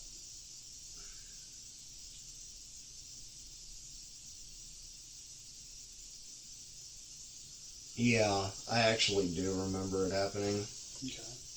What was in the sack? I mean, because I know at some point we all got together and looked at what was in the sack. It's like a little bit of jewelry. Okay. Yeah. What else? That's all I saw. I mean, I didn't stick around to look at everything. I left. And so, where were you at when you looked at that sack? Well, I just took a peek at it when, he handed it to me. Like, I didn't look at it, we never dumped it out. And are you sure? Yeah, I'm sure, because I wasn't signed on for anything. Okay. Yeah.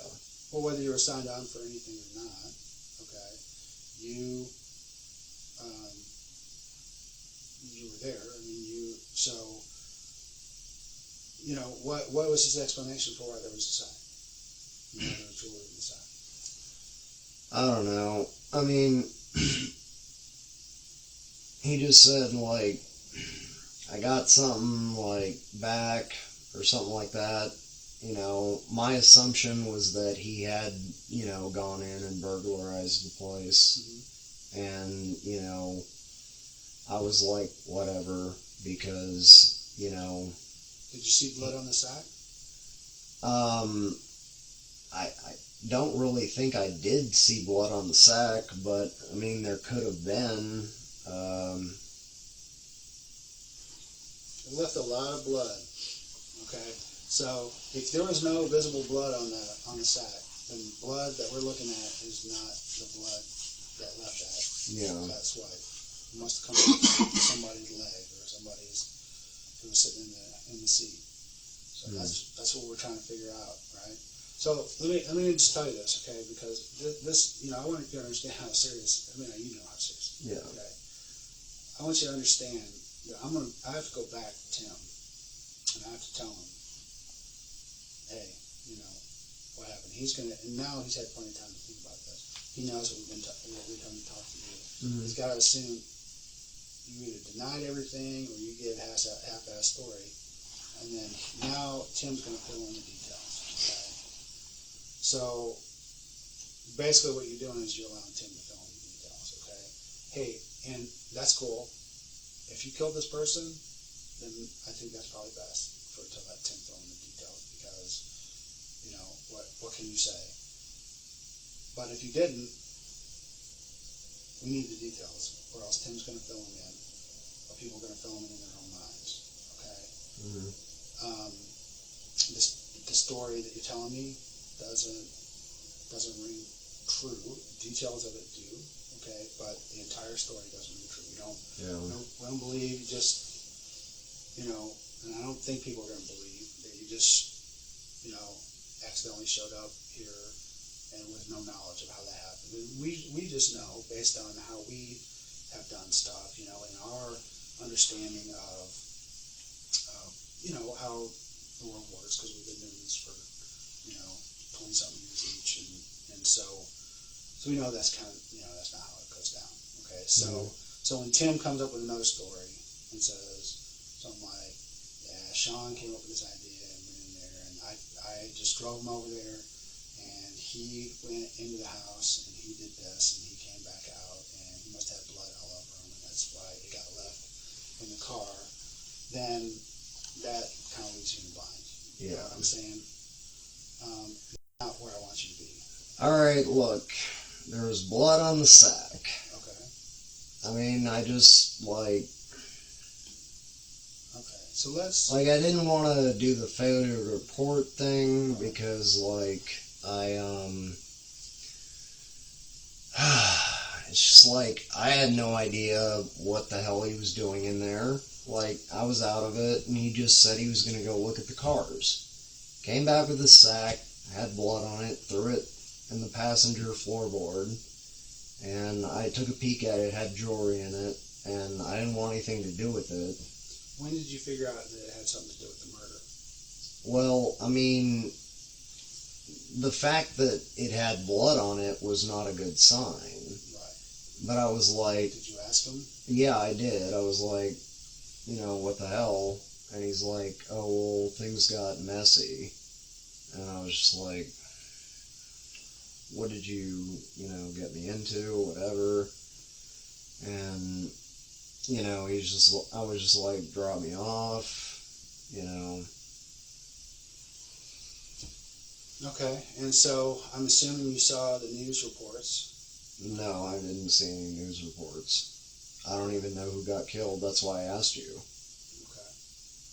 So, how do you think that the person was killed? I mean, based on what you know. Well, considering the amount of blood, I would imagine that there was a blade involved. Okay. Do you know what blade was involved? No, because I wasn't there. Okay. Could it have been your butterfly knife? Very possibly. Okay. Because I never got it back. I mean, if you ask him about it and he still has it somewhere, then I guess it wasn't. Right. But I didn't see him carrying it with him. Mm-hmm. You know. What was he carrying when he went into the house? He just had his jacket on and a shirt and pants and shoes. So describe the jacket he was wearing? It was like a black jacket, almost looked like a windbreaker. Okay. I think. Yeah. And he's wearing pants? What kind of pants? I think dark pants. Okay. Yeah.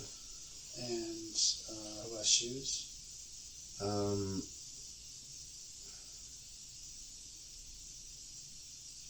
never noticed people's shoes, honestly. All I remember is dark clothing, so the shoes were probably dark. Okay. Yeah. So, what do you, what happened to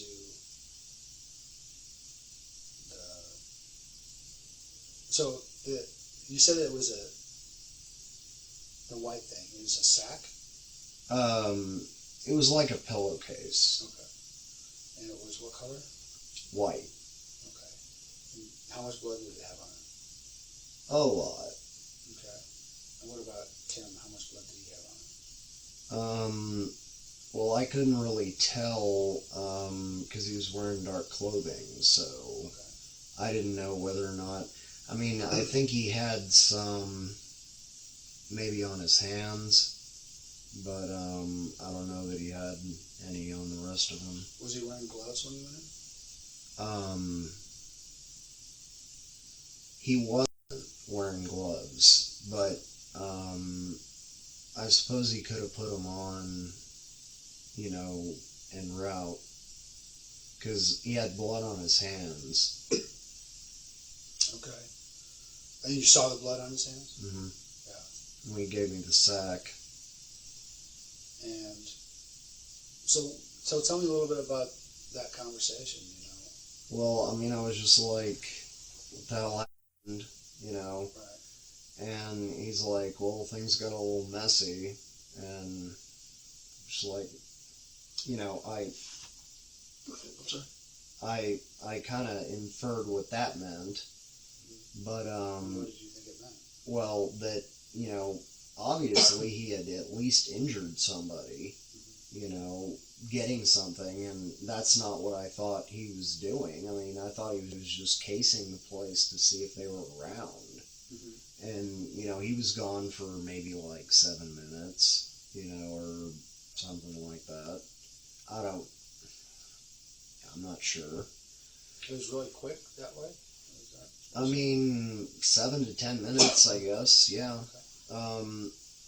It was longer than I thought it would have been for him to just walk up and look at the cars, though. You know what I mean? So I started getting, like, antsy and, like, what's this guy doing, you know?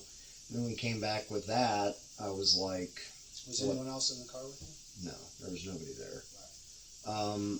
But the thing was, I mean, we were just, like, out driving, you know, to get breakfast or whatever, and, like, stopping at 7-Elevens and doing the usual stuff he does. He just roams town, you know?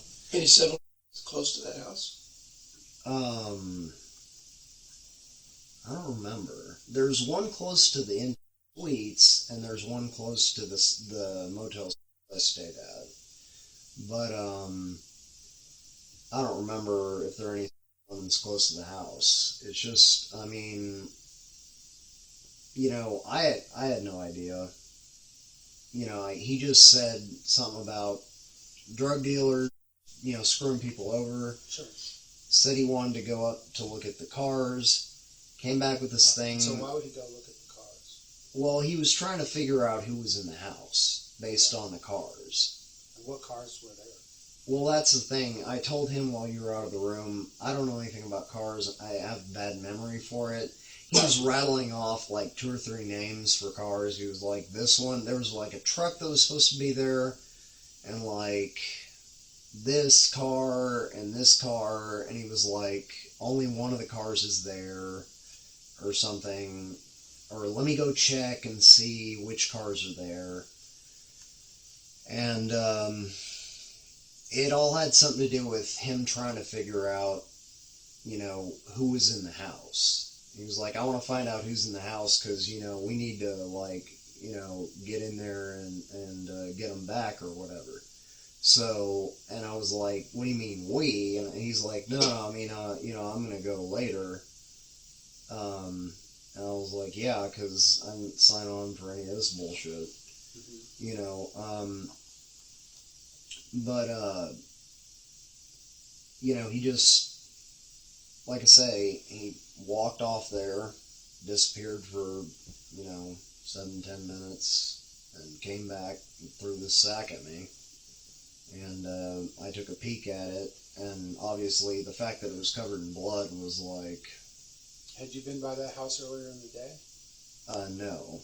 That was the first time that we'd been by. He drove by it a couple times, and he told me something about... He drove by it while he was telling me about the Jack thing. And, I mean, I think that's kind of bad when people do that, you know, Jack. Oh yeah, when somebody jacks you. Yeah, so I was like, I didn't have any problem with him like trying to case him. You know what I mean? Because I was like, I had no idea what he was going to do. Right. Yeah. You had no idea he was going to kill anyone. But, yeah. But you had to know that he was going to burglarize their house. I thought he was going to try to like take or something. Like go in and rip them off. Well, I mean, not when I was there though. Well, why else would he get out? Well, because that's the thing though. He just said that he was like trying to look at them to see like who was there because he said he was going to come back later. He said like he said he was going to come right back later, based on who was there, you know, and like he just was like, I want to make a stop here and see who's here, right? How many times did you drive by it? Just a couple. How long did that take to drive by it? Not too long. During that time, he explained to me the story, and then he was like, he parked under the street light, and then he was like, I'm gonna go, make sure, like, who's there or whatever. Because we could see, which cars were in the driveway when we drove by, obviously. But it didn't really make a whole lot of sense. I was just like, whatever, I mean, he just got out, and, I mean, I think I stepped out of the car briefly, and looked around, and then got back in the car, because, like I say, I'm fidgety. Did you walk down that street at all? Yeah, one time I did walk down the street, and I kind of like looked at the house to see where the hell he was, because I couldn't see him. He was inside? I guess, because I didn't see him. Okay. I was looking, because he, had been longer than I had expected, because he said he was just going to go look at the front of the house. He didn't tell me he was going in. And you're positive you didn't go inside the house? No, I'm positive I didn't go inside the house. Okay. So you got out and you walked down that street. You don't remember the name of the street? No. Okay, so you walked down that street. How long were you down that street? Just long enough to walk down there, glance, and then walk back, and then get in the car. Okay. And I just did that because I was bored of waiting. And I was like, what the hell is this fool doing? Right. But it was just 7 minutes, though, right? Yeah. But, I mean, he just said he was going to look at the place. It doesn't take 7 minutes to look at a place. Right. What was it that he was needing to look at that you couldn't see when driving by? That's what I was saying. It didn't make any sense. Like, he was like, these cars aren't here. I'm going to go check it out and see, like, who might be there or whatever. It was something like that he said. And had you driven by this place on any prior days? No. This was the first time. Like I said, he filled me in on the story as he drove me by it. I didn't even know we were going there.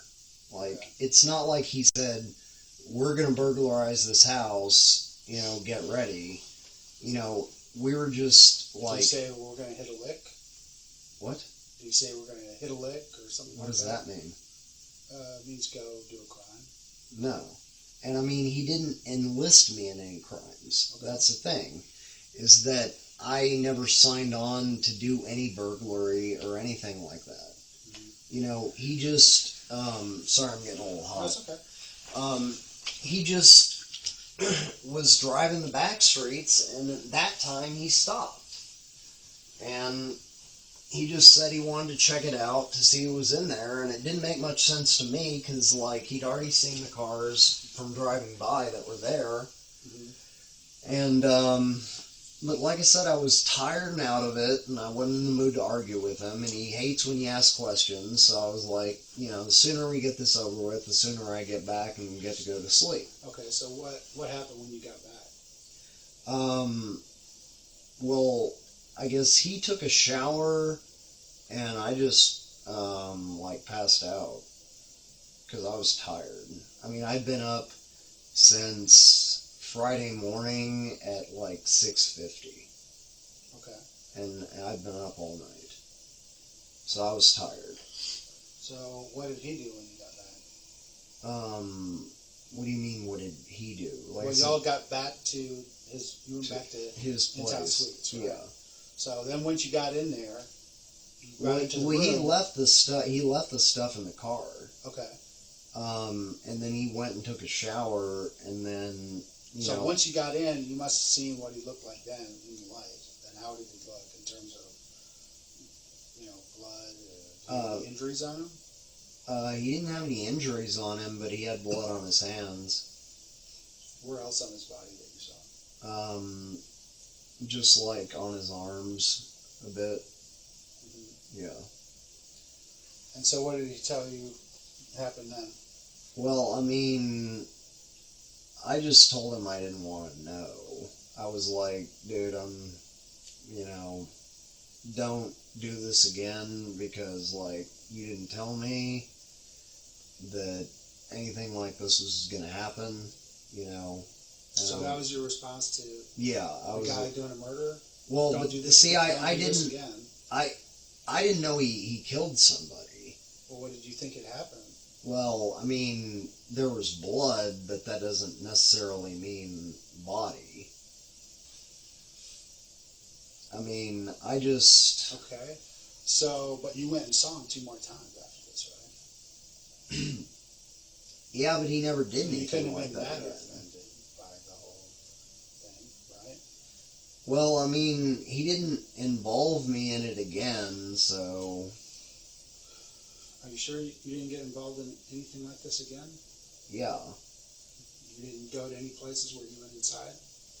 No. You weren't sitting out like doing any other burglaries?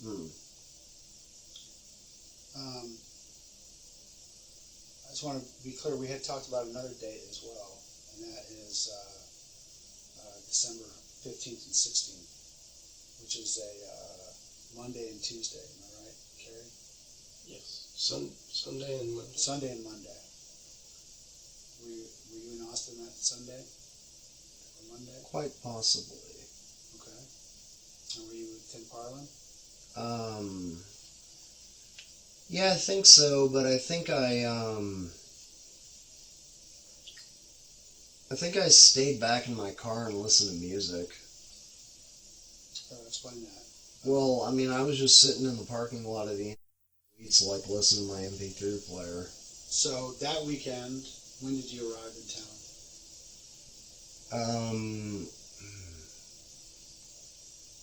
I guess about the same time, like 11 or 12 Friday.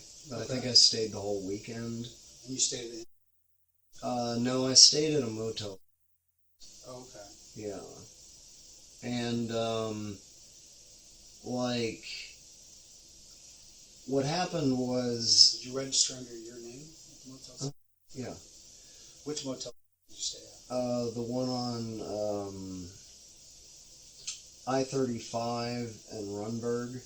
Had you stayed there on another occasion as well? Well, I stayed there 2 times, that time and then on the 21st or whatever, 20th, 21st. Okay. And I registered under my name both times. Okay.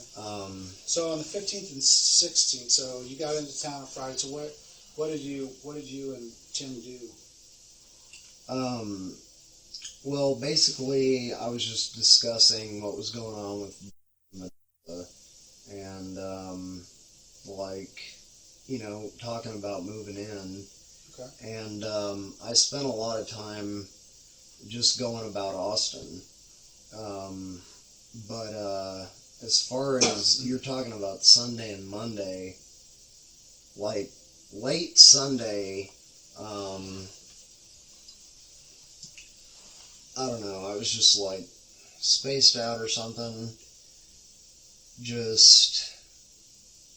I think I was just hanging out, trying to think. I must have been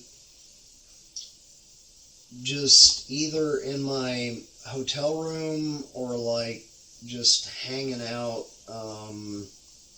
in my car listening to music because I didn't have anything to do. Like, Tim said his girl was there, so I couldn't come by, so I stayed at my place and I didn't have anything to do. So the 15th and 16th, that's... 14th and 15th. Yeah, 14th and 15th. That's a Sunday and Monday. Sunday and Monday.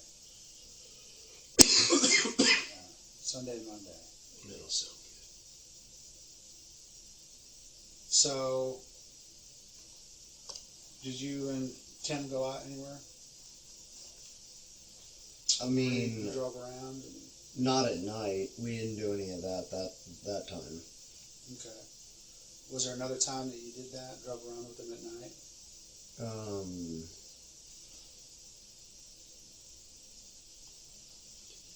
Yeah, I think he did more of that on like the 21st. Yeah, what happened then? Nothing really. He was just driving through neighborhoods like before, but he didn't stop or anything. He didn't stop? Mm. So what about the weekend we were talking about, the 14th and 15th? What about it? You didn't go out that night? Mm. Okay. So,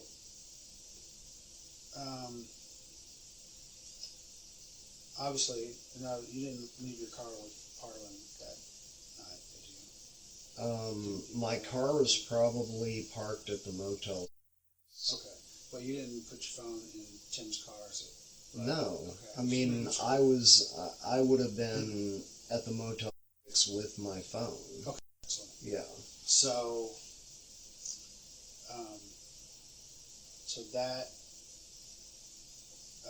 so no time during that night did you, the 14th, 15th, 16th, any of those days, did you go out with Tim at night? Because, like I said, that's all stuff we are going to check.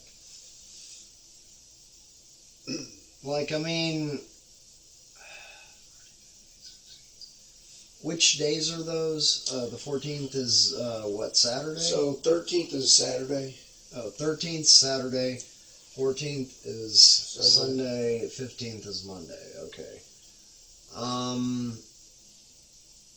I want to say that we probably did some driving around on the 13th. Okay. Where did you drive around at? I really have a terrible sense of direction, so I don't know. I mean, What did you look at?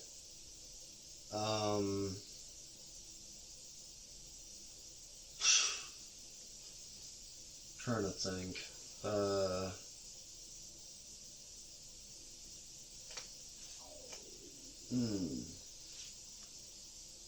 There's just more neighborhoods. There's a big ditch. That's all I remember.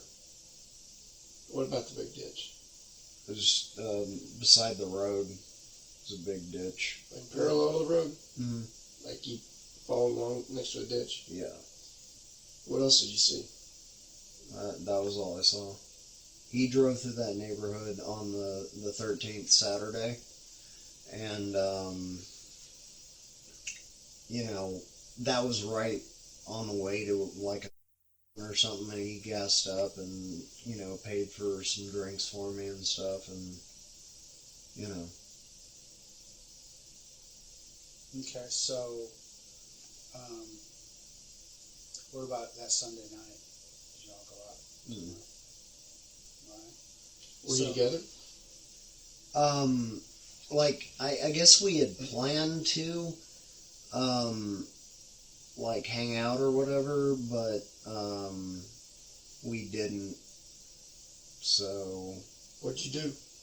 I just stayed in my motel. What did you do? I don't know. What did he tell you he was going to do? Well, I mean, he said he was just doing his digi thing, which is where he looks around and takes in everything. That's what he always tells me. He's like, I do this digi thing where, I always look around and just notice everything and make a mental picture of everything. Right. Yeah. So, I just want to, going back to that earlier thing that we're talking about. You didn't realize that someone had gotten killed? I didn't know what had happened. I mean... You hadn't seen any news reports about anyone? No, I really hadn't, and that's why I'm asking you. Can you tell me about who was murdered? Because I don't know. Wasn't a dealer, I'll tell you that. Okay. So... We'll tell you in a little bit. Yeah, Okay. We'll talk to you about that. Because we want to know what you know about it before we tell you what we know about it. Okay, I don't know anything about it, because I don't watch the news. Well, you've told us an awful lot about it. You've told us a lot about it, and that's good. I mean, that's stuff that we wanted to know if you knew about. Mm-hmm. Okay? So you have, yeah, you've told us a lot about it. And that's why we keep asking you kind of over and over, because you may not think things are important, and they are, and obviously they are important, right? Mm-hmm. This is an important thing. Yeah. We're talking about a murder. Yeah. So, Shawn, like, obviously, when we start talking about, like, that we're investigating things that, might be a homicide that Tim's involved in. So when we talk about that, and then your name was thrown out there, obviously, I think you probably connected the dots at that point to know what it was we were talking about. Am I correct there? Wait, run that by me one more time. About the point that you learned that Tim had thrown your name out in regards to a murder, and I called you, saying that I was investigating a murder. You probably at that point Connected the dots back yeah. to that incident right there. Okay. So, can you connect the dots to any other things that now in retrospect you think, gosh, that might have been a murder too? Well, no, because I really, there was never any other situation like that. Like I told him, like, he never approached me about any of these burglaries. Right. And we drove by, he did that thing, and he had the sack with the blood on it, and I was just like, what the hell, and I got pissed off, and I was just like too tired, and I just, went back and went to sleep, and I just left, and, he obviously noticed that I wasn't down with it, and then I never was exposed to anything like that again. Yeah. So, here's the thing, and this is why I really want you to rack your brain, okay? Yeah. Because this is very important. I mean, honestly, literally your life could depend on it, on making sure we understand what, all of the details of this stuff. So, was there ever another situation where you went at night with Tim and he got out of the car and maybe did a burglary? No. Because here's the thing, okay? Because I don't think Tim only did one. I know he didn't do just one burglary, and I don't think he only did one murder, okay? So, obviously, when we do this little cell phone thing that we do, okay, and we find that, we know that you're going to be together on that one, okay? Yeah. You give me an explanation. Now, if your cell phones are together on another one, that looks bad. That looks horrible. Okay? Yeah. So. But they aren't. Okay, I'm just telling you this because I've told you this before. Yeah. We run into this all the time. The people deny stuff because they think it's going to help them when it's really hurting them. Because sometimes people will lie, thinking it makes them look better, and it makes them look worse. And this would be one of them, where it's like, if you're lying to make yourself look better because you don't want to admit you're there when you did another burglary, then it is going to make you look horrible. Yeah, I understand. I'm going to be straight with you. Okay. I was leaving out the part about the bloody sack because I didn't want the failure to report thing. I mean, obviously something happened. I didn't say anything about it, and I didn't want, to get caught up in this. That's why I didn't tell you about that the first time. I don't think the victim wanted to get caught up in this either. Yeah. So, I think you'd be doing somebody a solid favor if you helped out. Yeah. Rather than trying to keep yourself out. I know. Okay, but I've told you what happened there. Okay? Now, as far as anything else, I can tell you that on that Sunday, I was at the motel alone, and he was off doing whatever he does. And, I mean, I'm sure that our cell phones will prove that. Okay. I mean, you guys can get the FBI, and you're not going to have any surprises. Because, I mean, our cell phones may have been together the first time, but they're not going to have been together the second time. So tell me about, let me ask you a question. There's a couple of things that we'd like to get your permission to do. Okay? Yeah. One is that we would like to get a sample of your DNA. It's a painless process. We use a little Q-tip to, it's called a buccal swab. We get a little sample of your DNA. Okay. Would you give us permission to get that so that we can use it in our investigation? Why is that? Okay, well, we use DNA as part of our investigation, and so we can compare to DNA profiles that we find during the course of our investigation. So, for example, if we're looking at, aspects of the crime scene, and we, obviously thoroughly check it for DNA. The thing about DNA, we check for fingerprints, but DNA is nice because even if you're wearing gloves or something like that, you drop hairs and things like that. It can cause you to leave DNA at a crime scene. So when that happens, we take a known sample and we compare it to see if it's the same one. So obviously we would use your DNA to see if any of the profiles that we found at the crime scene that we've been looking at would match. Okay, so pretty simple. And if there's an unknown, we can't explain why it's there. Yeah. So like you were in the car. If we find your profile in that car, but we don't know whose it is, we can't explain why it's there. Yeah.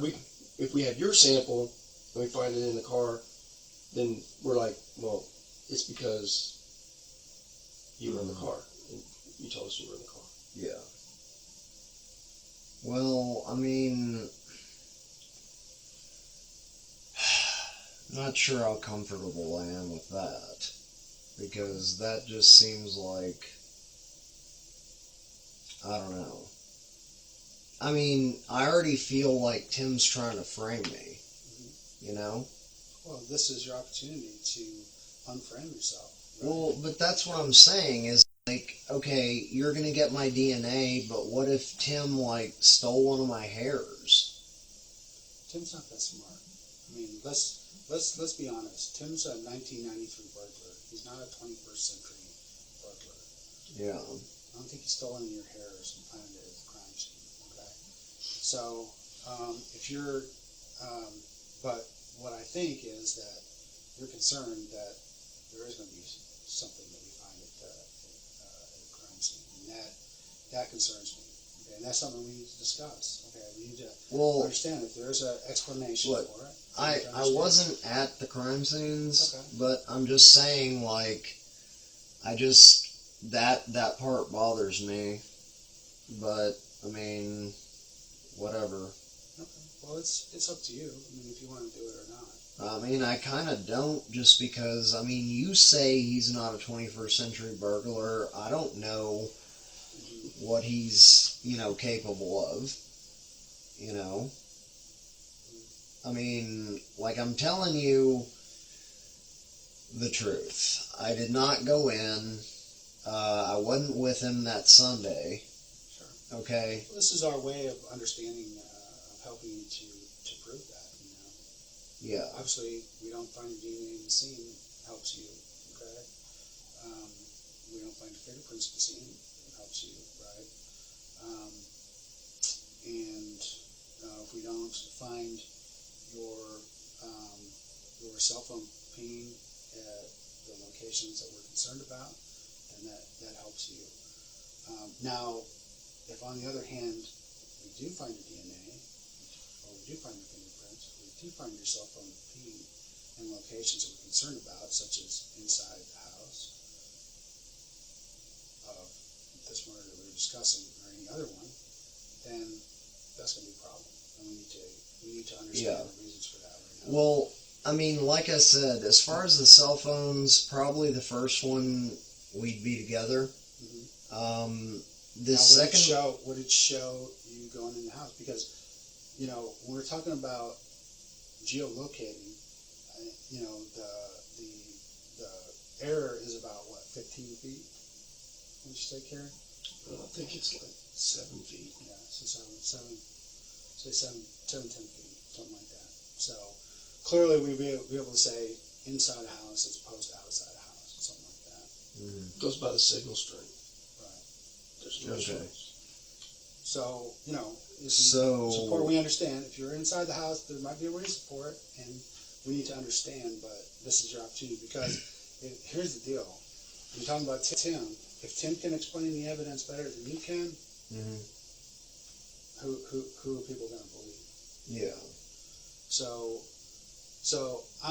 and as I said, I'm not a polygraph test. I'm not a human polygraph. I can't look at you and tell if you're lying or not. Okay?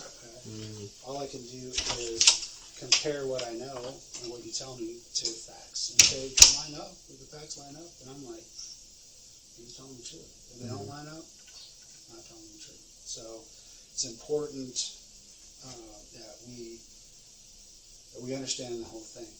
And there might be a very good reason why you were inside one of these places, but we have to understand it. And if we find it on our own, and you saying that that's not the case, then to me, that's a worst case scenario. You know, because that means, you know, when people are lying, it's for a reason. Yeah. Like Tim lied about that car. It took us a little while to figure out what car he was driving, because he lied about what car he was driving at the time. But once we figure out what car he was driving, everything became easy after that. So we're glad us here today. So we're pretty stumped right up until that moment. Until that moment happened. So it's the same sort of thing, you know. We start to find the things that people say untruths about are the important things. So are the things that they're most worried about. So obviously, if someone's lying about being inside the house, we find out that they were inside the house.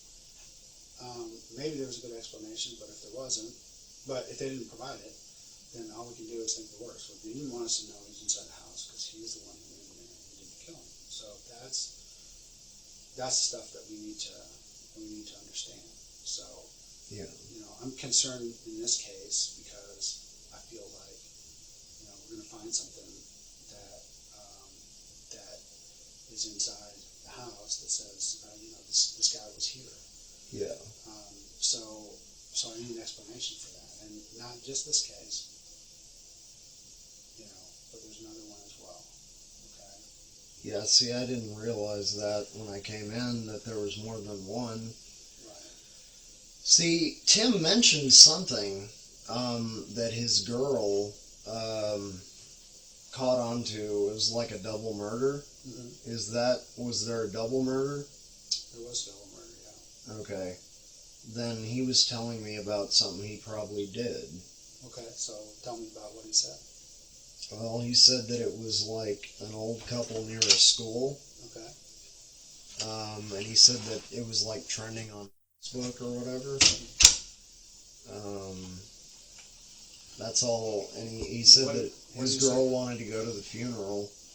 What did he say about how the people got killed? Nothing. He said they didn't release any details. Okay.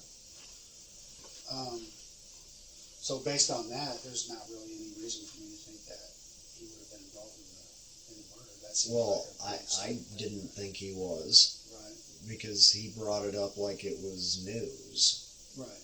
Yeah. Yeah. So that to me, that's not,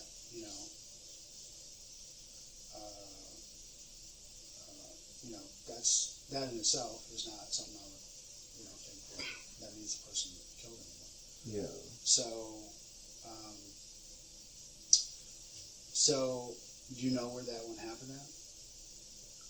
No. It happened on a street called. Okay. I mean, I don't pay attention to street signs real well. Okay. So it's in central Austin. Okay. And like he said, it's across from the school. Okay. Have you ever been to a house like that before? Mm-mm. Okay. So it's really important. I mean, this is the key right here. Yeah. The absolute key. You ever been inside that house before? I mean, maybe for a legitimate reason. Maybe you know someone or we're delivering something. Mm-mm.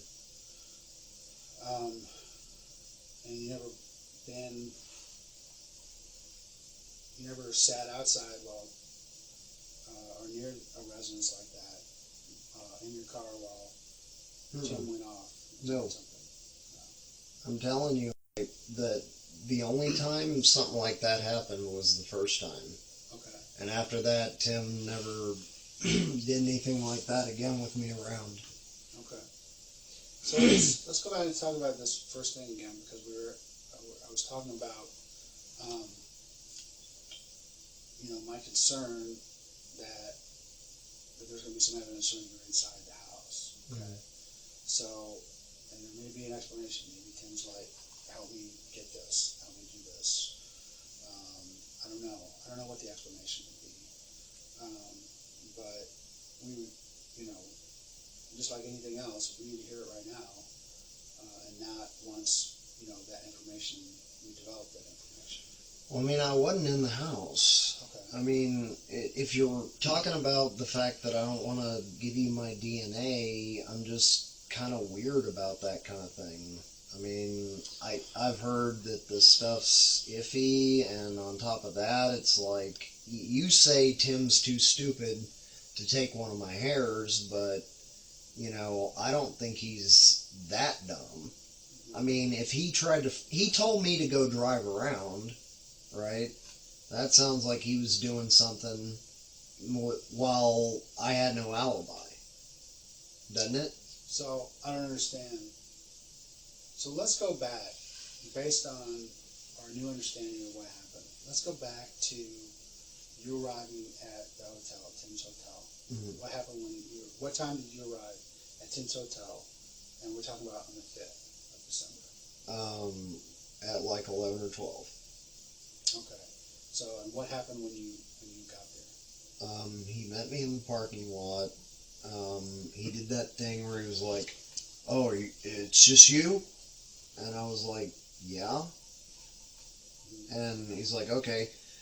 And then he's like, "Aren't you going to be cold in that?" So I changed my pants and, took the stuff out of my pockets, went to his car, found his wallet, got in his car, started talking, knocked on the window, came back, told me to get lost, drive around a bit, came back around 4-ish. We, drove around a bit, and then that happened, and then we, I just, passed out. So, is it possible that we would only see your cell phone over at the scene of this, what you just drew? Yeah, that's possible. Why? Because, wait, you're saying only mine and not his? Right. I don't think so. No. I thought you were saying only only there and not on the other occasion. Okay. So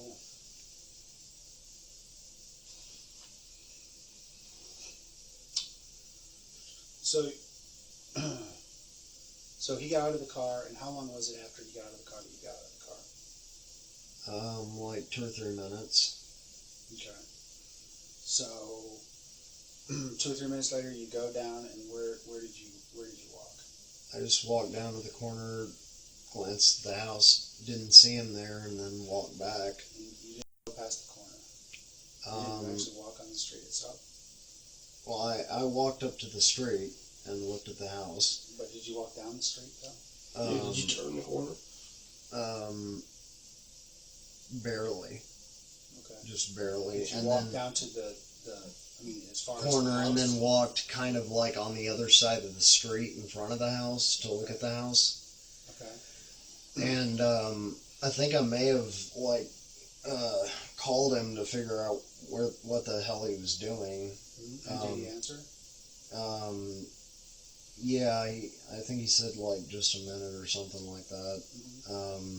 So I went back to the car. I mean, that's all I really remember. Okay. So you walked down. So how far down did you walk? You just stood there across the street from the house. And yeah, can you show on there? Yeah, I got out of the car here in the passenger seat and walked out, and then just went. Can you just make an X right there and indicate where you were standing? I guess I was standing here-ish. Okay. Looking at the house. And so, how long did you stand there? So did you call him while you were standing there? Yeah. Okay. So you called him, he answered. Said just a minute or something. Okay. And then I was like, alright, and I just walked back to the car. You sure you walked back right at that point? You didn't stay there until it came out? Yeah. Okay. So when you left, which way did you leave? You mean which way did I walk back to the car? No. When you guys got back, what direction was your car pointing on that street where it was parked? This direction. Okay. Can you just indicate that on there?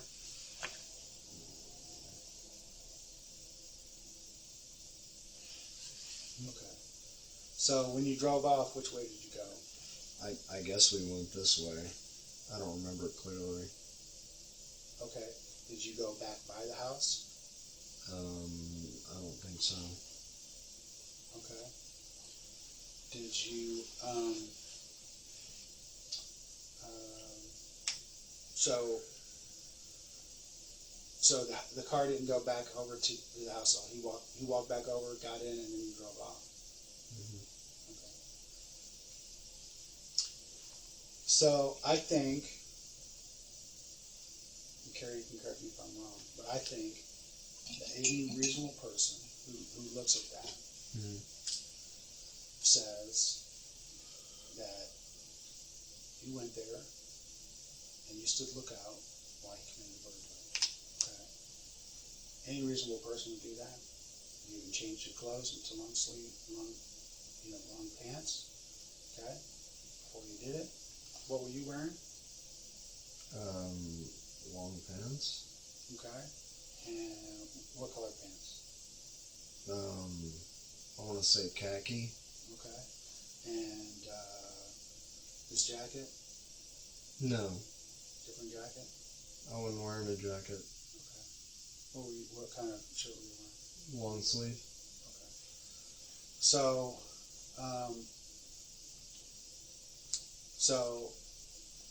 you call him when he calls you, says, let's go, someone's coming. I wasn't standing lookout. I'm just saying what it looks like. Okay. I know you're saying that. I understand you saying that. But, I mean, he just stopped there, said something, got out, and I got out because I'm fidgety. and I went over there and called him and walked back. I didn't stay there. I went back. I wasn't standing lookout. I didn't know he was doing anything until he came back to the car. You didn't hear anything? Mm-mm. I'm telling you, he never asked me to be involved in any of this crap. I just was there. I mean, I find that odd. I mean, the reason I find that odd is because, like I said, we've talked to a lot of other people, and the people we've talked to, it's a really common pattern. He comes up to them and says, "Hey, I got this thing I'm going to do," and they either send that person in, or they say, "You wait, I go in and do it," or they go in together. That's his common history and pattern since 1993. I don't think he's changed that any, okay? We know that that's still his pattern today because we talk to other people who are telling us that this is what he does. This is what he's doing all the time. He's recruiting people to come help him with these burglars, okay? Mm-hmm. I get it. You weren't in for a murder, okay? But you were in for a burglary. Okay, I get it. I totally get it. I think people understand that. Okay, it's not the important thing that we're trying to figure out is the murder. Okay, the murder is what is the important thing. Okay, I'm not saying I haven't said yet. I mean, since this whole time, from our first conversation, I told you I don't think you're a murderer. Okay, yeah. I think, Well, I'm not. I mean, I used to raise rabbits for food, and I'm still haunted by one that didn't die fast enough. Right. So absolutely, I don't think you're a murderer, okay? So understand that, okay? But just because I don't think you're a murderer doesn't mean that I think you're sane, okay? It doesn't mean I don't think that you would have gone in with Parlin to do this if you thought that he was robbing a dealer, you know what I mean? How is that? Well, he told me that he was casing it or something, and I was alright with being there for him casing it, but he told me that on the spot, and I didn't agree to be part of anything. He just did it. Okay. And I mean... So the other thing that we would like to do, we mentioned, is we would like your consent to download the contents of your telephone. Okay? Is that something you would be willing to give us consent for? It would take just a few minutes, and or we do it while we're here, and you get the phone back. Yeah, I guess so. Okay. We'll make arrangements to do that. Okay. And so we can get your phone downloaded. It'll, like I said, we can do it here. It won't. It'll only take a few minutes to have someone who'll come in and download it for us. Okay. All right. So. And what does that accomplish? Well, we do that every time we have a situation. We do it with Parlin's phone. We do it with everyone's phone that we run into. Anytime we get it. And what do you get out of that, though, is what I'm asking. Well, what we get out of it is the contents. Obviously photographs and call logs, text messages, things that we might or might not get with other stuff that's on the phone. Yeah. So. Well, y'all are welcome to my phone. I mean, I haven't, been doing anything untoward with it. Sure. I'm telling you, I didn't, he didn't convince me to go in with any of this burglary crap. I know better than to get involved with his friends. He just dragged me out there, and this happened. Were you pretty upset that he got you into this deal? I was, but at the same time, I still needed him as a, eyes and ears for them. And, I don't know. The whole thing has just been extremely stressful. Right. But I never signed on for burglaries, and certainly didn't sign on for murder. Well, certainly, at the time that this happened, when this happened, I mean, based on what you said, there's a lot of blood on that pillowcase, right? There's a lot of blood on Tim. And you had to figure that if someone wasn't dead, they were seriously injured. And you even said just now, I'm scared because if I, for not reporting, okay, for not reporting a crime. Okay, so basically you thought that Tim had gone in and seriously injured or even killed someone, okay, inside that house. And even after that, you continued to go visit him and be pal with him, okay? So the reason I bring that up is simply that when people who make the decisions, and we don't make the final decisions, okay? People who make the final decisions are the district attorney, juries, judges, all those kind of people, way above our pay grade. Those people make those decisions based on the information we provide them. I hand over all the statements of everyone, all the results of my investigation, and they go from there. And they have to make their own decisions based on what they saw. So, here's the problem, okay? Here's my concern, is that if they look at that, they're going to say, not only were you down for a burglary, but you obviously were down for a robbery or a murder, whatever it was that happened to that person inside that house, or else you wouldn't have anything to do with Tim again. That's one conclusion of the evidence that they have to look at, okay? So when you're telling me stuff like that, it's like I say, it's important that when you talk to us, and I think, you're doing well, you're getting us towards the truth, okay? But I don't think we're already, all the way there. We need to understand what it is that, and the reasons why. And I understand that, what you don't want people thinking about you is that you and Tim plan to go in and kill someone and take that person's stuff, okay? That's not what you want people to think, okay? What you want people to understand is that that's not what you were in for, okay? Even if it was, you were in for a burglary, okay? Well, look, I'm afraid of the guy. The guy has connections. The guy's a killer, okay?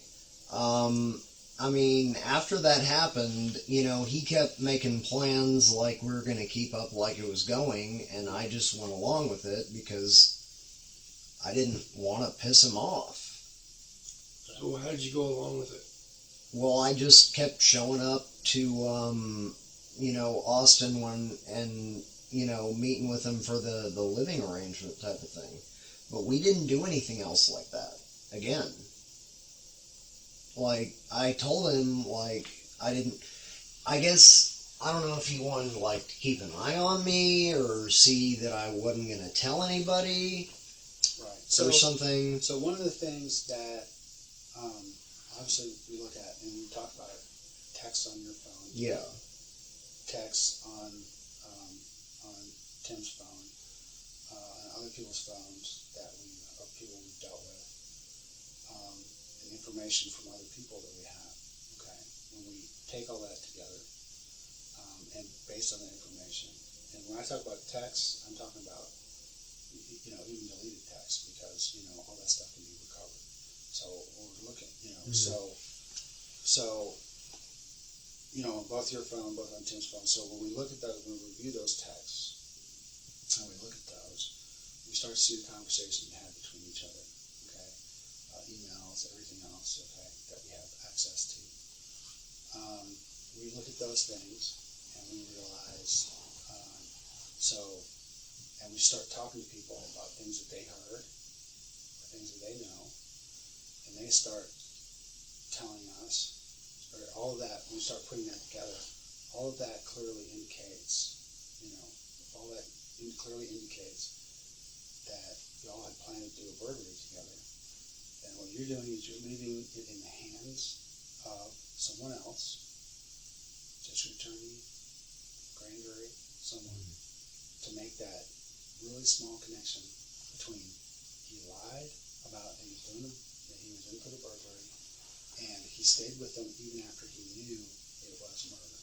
Okay, or at least that someone got seriously injured. And you're leaving it in the hands of Tim, because we're gonna go talk to him again. Okay, but the thing is, I'm telling you, I wasn't down for a burglary, and after that, I was scared of the guy, and, I just kept playing nice with him just because he was obviously trying to make sure I wasn't going to say anything.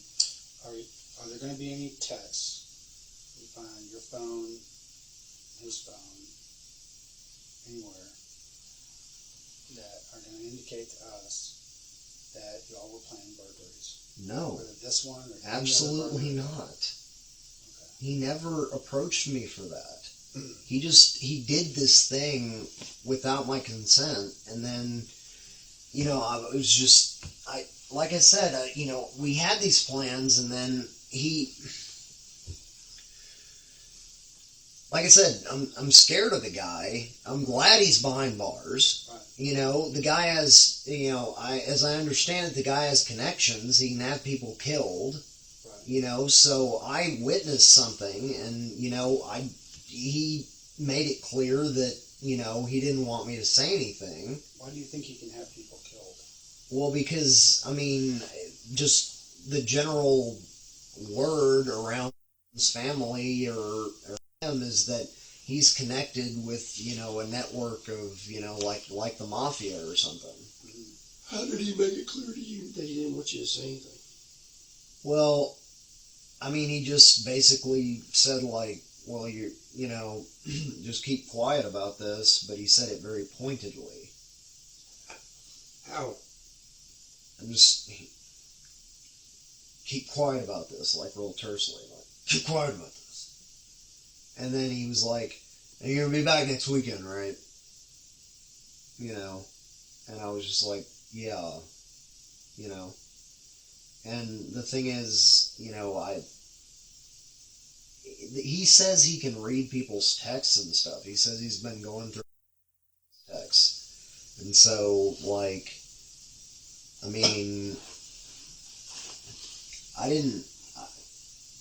I just continued to play nice with him because I didn't want to get freaking killed. Okay, but I didn't go in for any burglary, and I wasn't with him for any more of these things. And you weren't inside Kathy Blair's house? Kathy... That's the name of the person who died. Okay. That night. No, I wasn't. Because that we'll know for a fact within a couple days. Okay, so within a week when we get your stuff back, the FBI stuff back on your phone. Okay, so that is something that's of special concern. So that's what we call a fact that is indisputable. Okay, so we need to make sure that we address that. If you're there, if you're in there, we need to know it. We need to know it now. We need to know why. Okay. I wasn't. Okay. What happened to the stuff after he came back out? I don't know. I don't know what he did with it. I didn't want to know. Did he give you any of it? Mm-mm. So, what do you remember about the stuff you saw? Rings. What else besides jewelry was in there? All I saw was jewelry. I just took a glance at it, and that was it. So, do you remember what any of the pieces of jewelry looked like? Looked like gold and diamond rings. I don't know anything about jewelry. I don't wear it. Any watches, necklaces? I don't think so. No. I didn't get a good look. All I saw was rings. Did he give any of those items to you? I told you he didn't. I don't have anything. I mean, you can, like, search my house for, you know, stuff you think he gave me. He didn't give me anything. Would you give us permission to search your house? I guess, sure. You know, because, I mean, I don't have anything, you know, incriminating. Let me just back up on a couple of things. So when you guys got back to the room, you said he took a shower? Yeah. What did he do with his clothes before he took a shower?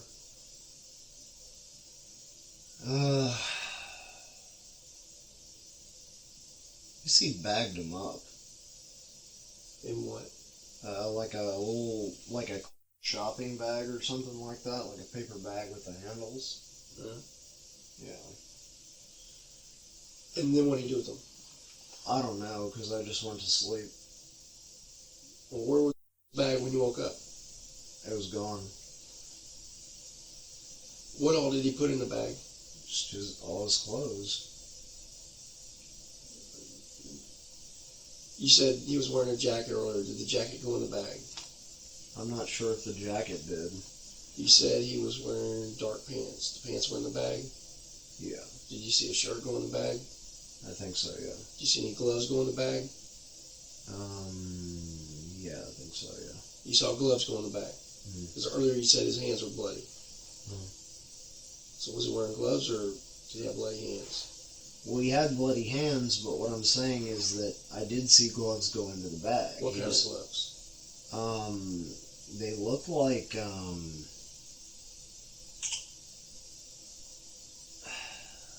automotive technician gloves or something. Okay.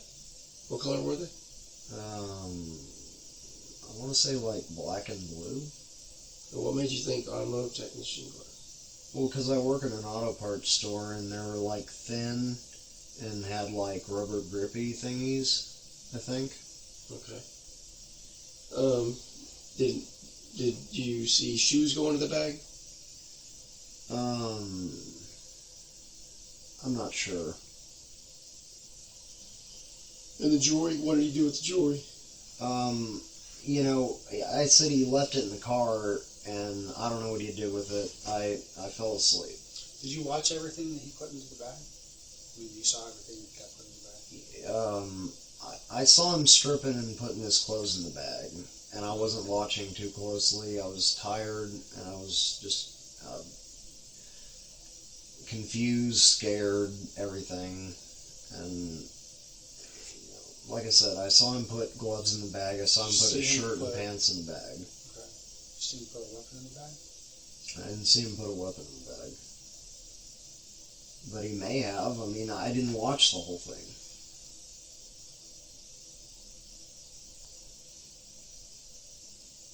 I mean, the weapon could have been in the pants, you know?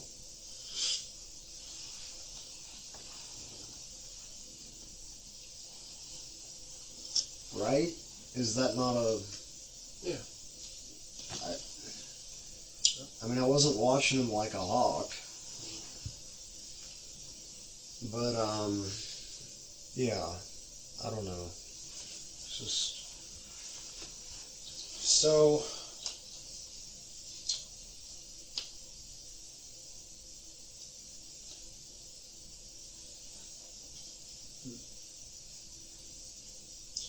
Do you know what? Do you know what he did with the jewelry, like later on? I have no idea. I mean, do you think he still has it? He may. He may have a cache somewhere. Where does he have a cache? Well, I mean, he wouldn't have told me that. He just seems like the kind of guy who would squirrel something away somewhere away from his apartment or, you know, hotel. So what do you get out of this whole thing? I didn't get anything out of it because I wasn't promised anything. I didn't want anything to do with it. What I got out of it was not getting killed. Okay. And you were scared, I guess, for your safety? Is that what Yeah. I mean, when he throws me a bloody sack when he said he was just going to go look at a house, I was okay with him casing a house you know, that some drug dealers, you know, who ripped somebody off, and we're not going to do anything now. So, let me ask you a question. So why is it again that you went with him? Because you wanted to have you killed in Galveston, is that it? Is that why you kept coming back to visit him? Well, there's two reasons. I mean, I needed info from him, and I figured playing nice with him would keep him placated. Because he seemed like he was worried about me, you know, telling, because I was upset about what happened. Sure. So, well, and I was more worried about my nephew. You know, I mean, like... So you were more worried about him than getting involved in another murder? Well, but I didn't get involved in another murder. Okay, but you could have, right? Well... Didn't you say you were driving around again with him? You're doing the exact same thing? Well, yeah, but, I mean, he never did that again, though. And, I mean, I told him that... Hold on. Did you and he discuss, before the first one, that he was going to go in and do a burglary? No. Okay. You just got in the car with him, and you drove around, and he stopped, and for all you know, he killed somebody, right? Yeah. And then you got in the car with him, you just told me, after that, you got in the car with him, and y'all drove around again to do the same thing. He could have stopped at any point along the line, gotten out, and done the same thing again. So, I don't understand exactly what it is that you're trying to say. It sounds to me like what you're saying is that you really weren't that bothered by what was going on. Well, I was, but it's just But that... not bothered enough to avoid being in a situation, and not enough to avoid putting yourself in the exact same situation again. So you couldn't have been that offended by the fact that the guy had done a murder. Well, I was, but I was worried, you know, like I said, he was obviously telling me, you know, he was concerned that I was going to tell. And he said, I mean, how did you express that concern? Just like, don't say anything. You better not say anything about this. You're not going to say anything about this, that kind of shit. And it's just like, the guy scares me. And so, you know, I told him, like, you know, I'm not going to be involved with anything like that again, you know, and he said, all right, but he's like, don't, you know, tell anybody, and I was like, fine, whatever, you know, but I wasn't involved in anything like that again. He didn't stop. Okay, but he could have, Brian. I mean, you basically put yourself in the exact same situation you did before. So that right there... But see, if that had happened again, I would have just gotten out and walked away. But wouldn't you be afraid that he would have killed you? Well, but that's... I mean, I'm just confused, and I'm trying to unconfuse myself. I'm really confused easily. Well...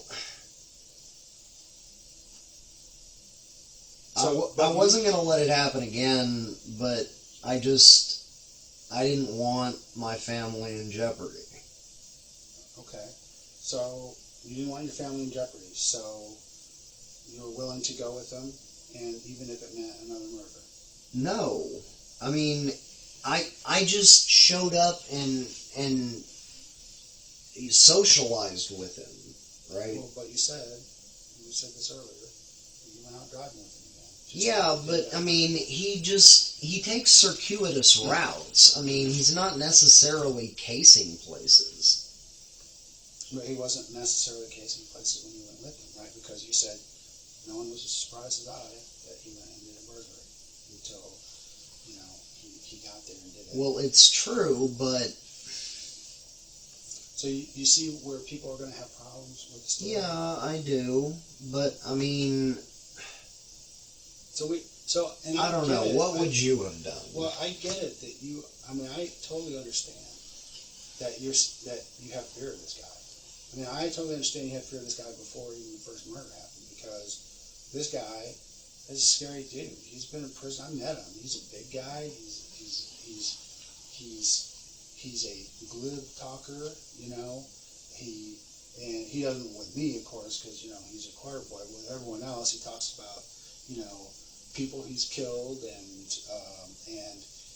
that he was in jail for trying to kill a cop and all this stuff. This is all the stuff that he's telling people.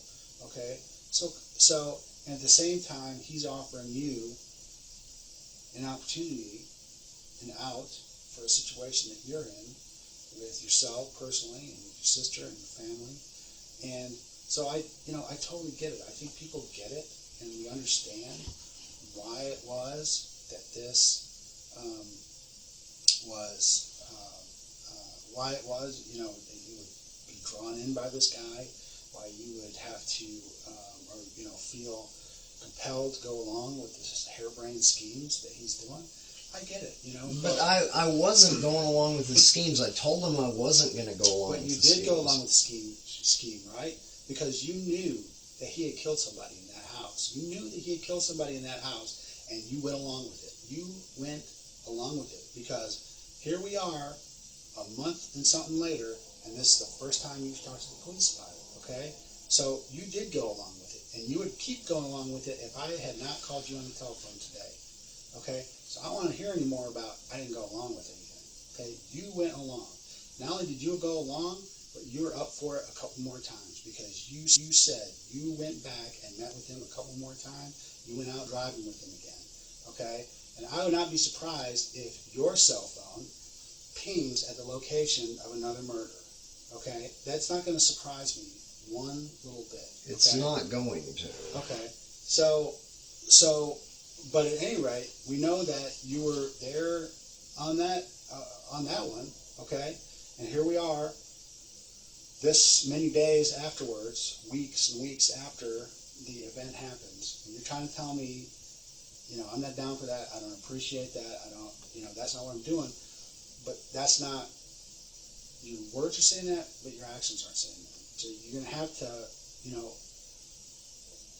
you're going to have to help us to understand how that is, because that's a disconnect, between your words and between your actions.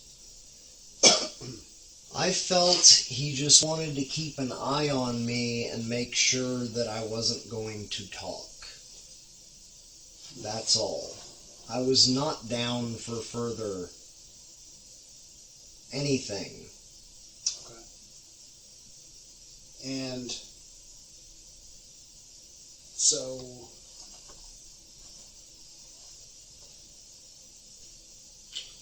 you're not down. And this is what confuses me. Okay.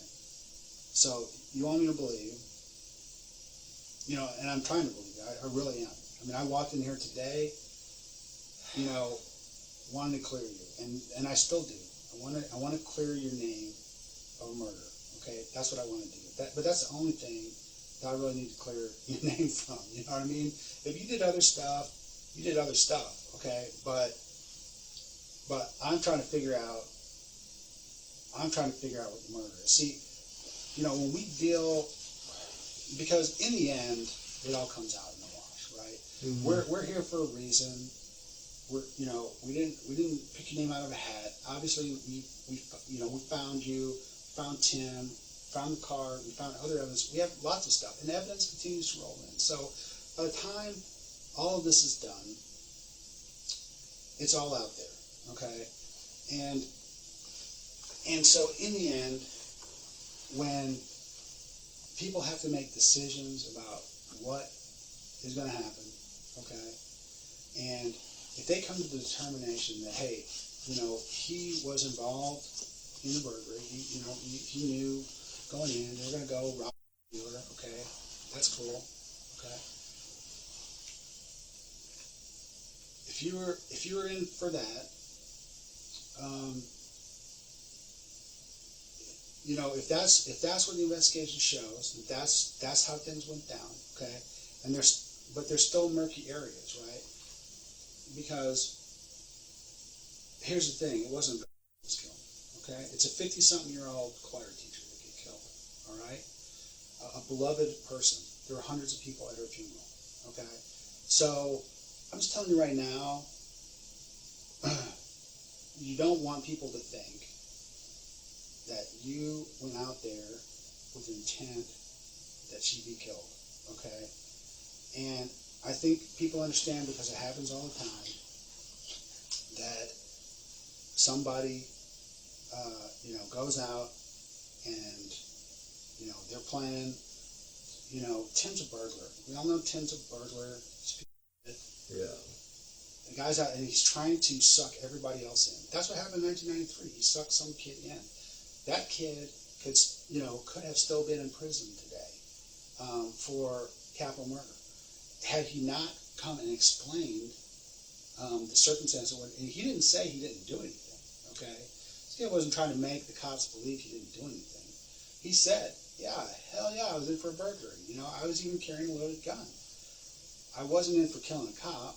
I wasn't in for killing anybody who came from the door. That's Tim, So, okay, if you thought that this was going to be a dealer,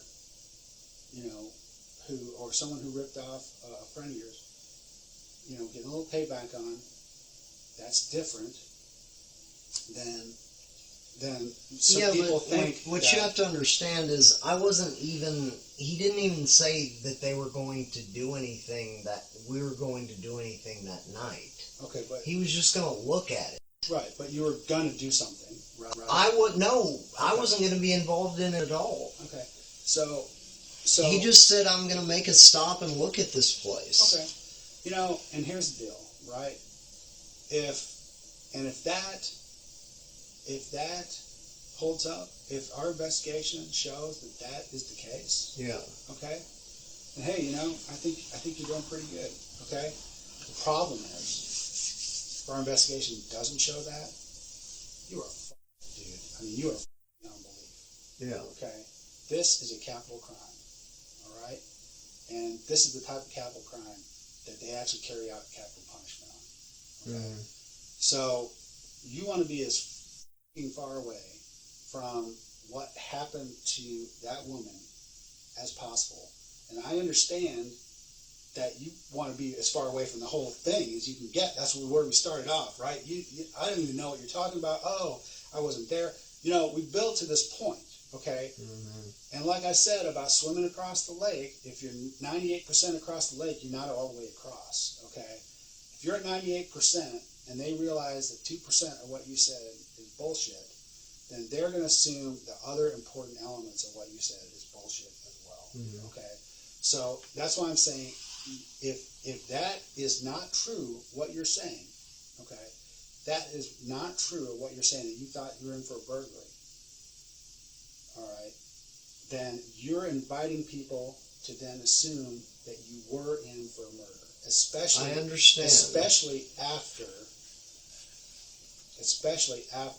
you go back with this guy and you go riding around with him again, just like you did before, okay, and when you go back and you're hanging back out with him again, okay? That's not the behavior of a person whose conscience is shot by what his partner did, okay? So, but he's not my partner. But here's the thing: the only way we need to get to that point mm-hmm. is to show that you knew that it was a burglary, okay? Because they'll assume the rest now.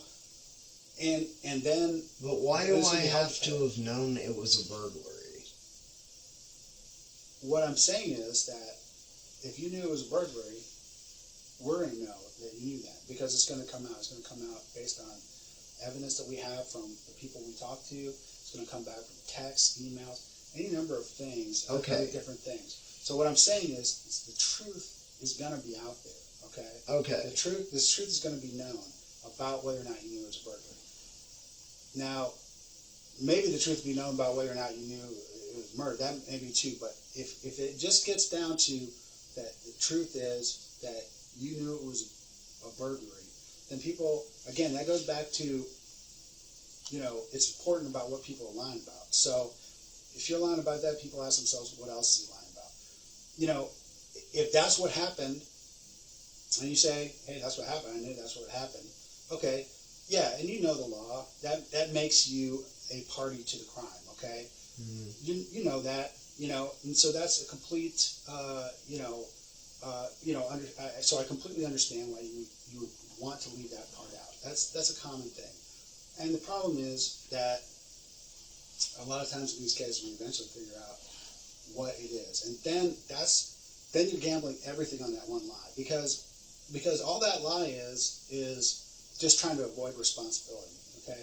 And if you did something wrong, there's going to be some responsibility. But what that responsibility is, what the consequences are for actions, has a whole range of possibilities. Okay, from a minimum to a maximum, and you want to be as close to the minimum as possible. You want to be as close to zero as possible. Okay, but as soon as they think you're lying, then they're going to lean towards maximum. So I'm just telling you that. I'm just telling you that because I'll tell you, I don't know the truth on that right now. Yeah. Okay, I don't know what the truth is on that. Only you know what the truth is on that. Yeah. And if you're gambling your life on whether on what I know or what I'm going to be able to figure out, I would say you're going to be on the losing end of that because I'm actually pretty good at what I do. Okay. Well, I mean, you're going to download my phone, right? So download your phone and download Tim's phone. Yeah. Lots of stuff. Have fun. I mean, there's nothing that should be in there that should suggest that we planned any burglaries.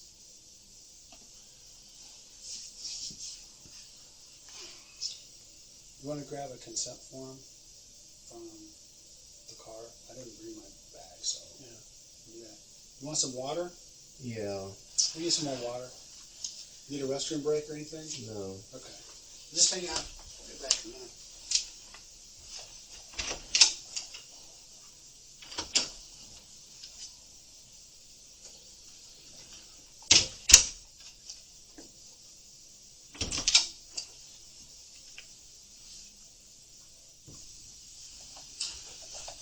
Okay,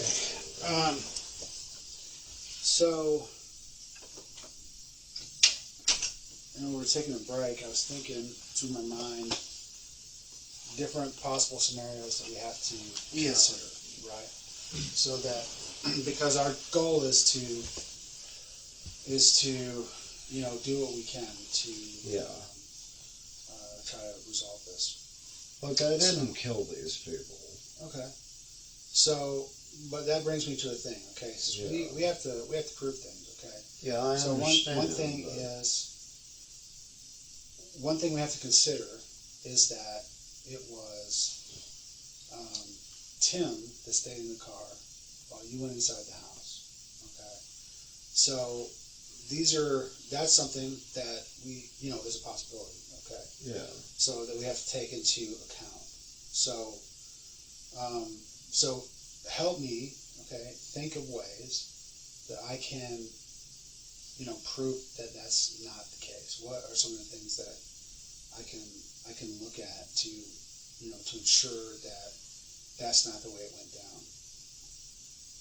Well, I don't know. I mean, like what? Well, I guess the cell phone would be one, right?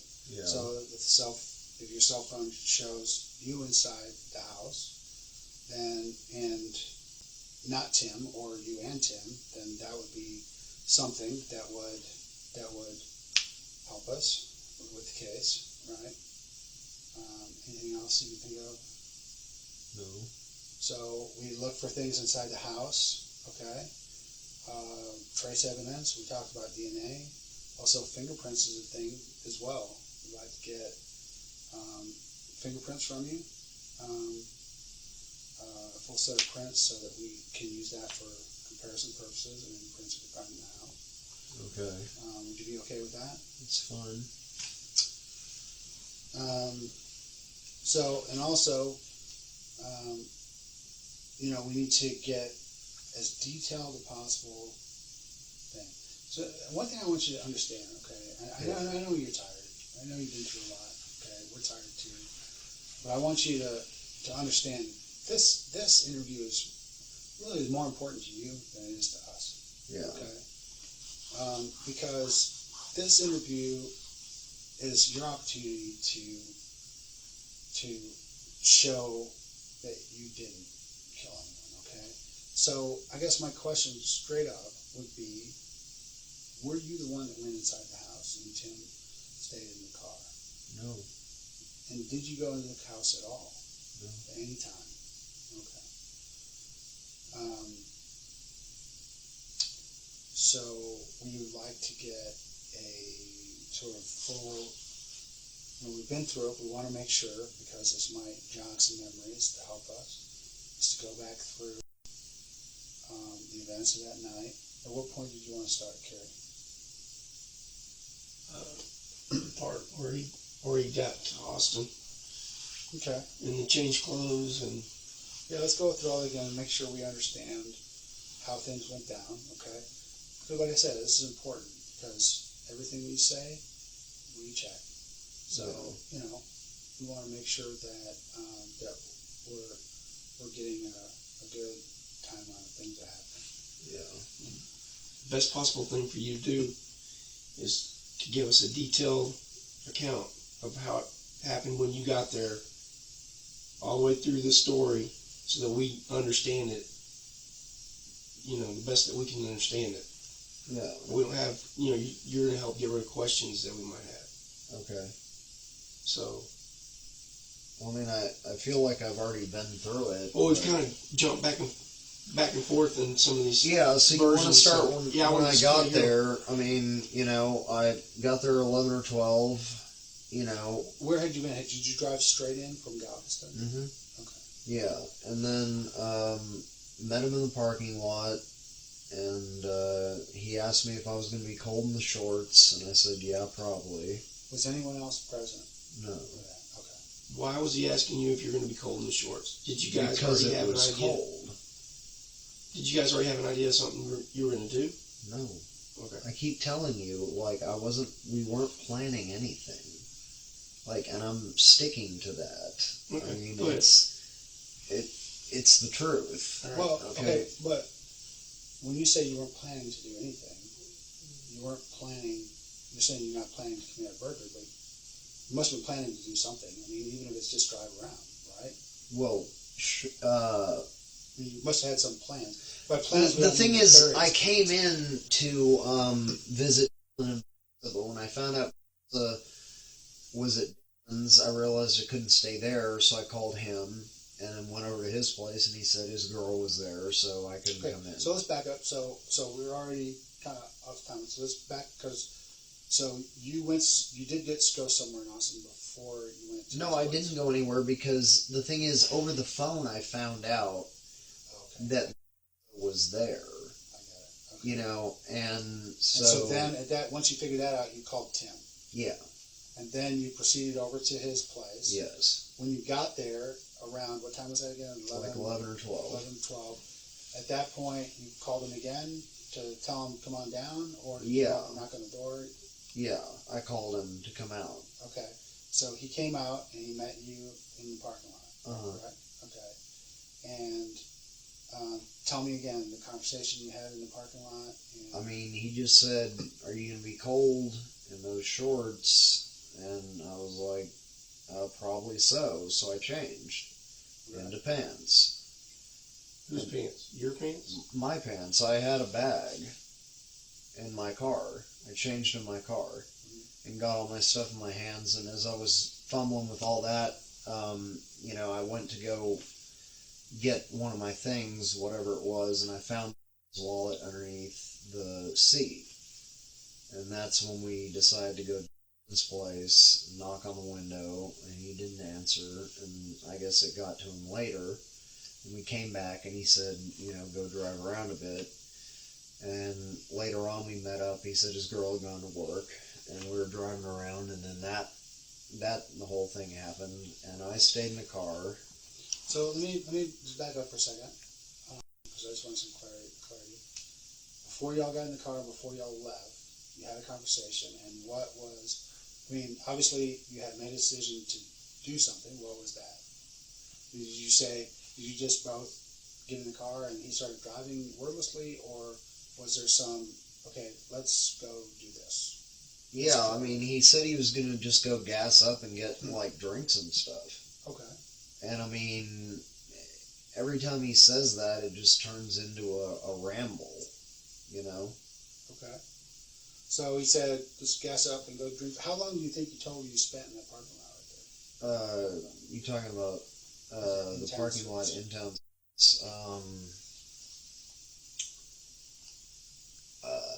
Which time? The first time or the second time? When you arrived there, first time. The first time. Probably not long. Probably like 10 or 15 minutes. Okay. So 10 or 15 minutes, and you never went to his room? Not yet. Okay, not at that Yeah. point. Okay. So then you got in the van with them. Or not in the van. He's in the van. In the car. Yeah. He's driving. You're in the passenger seat. Is that correct? Mm-hmm. Okay. And you leave. And where do you go?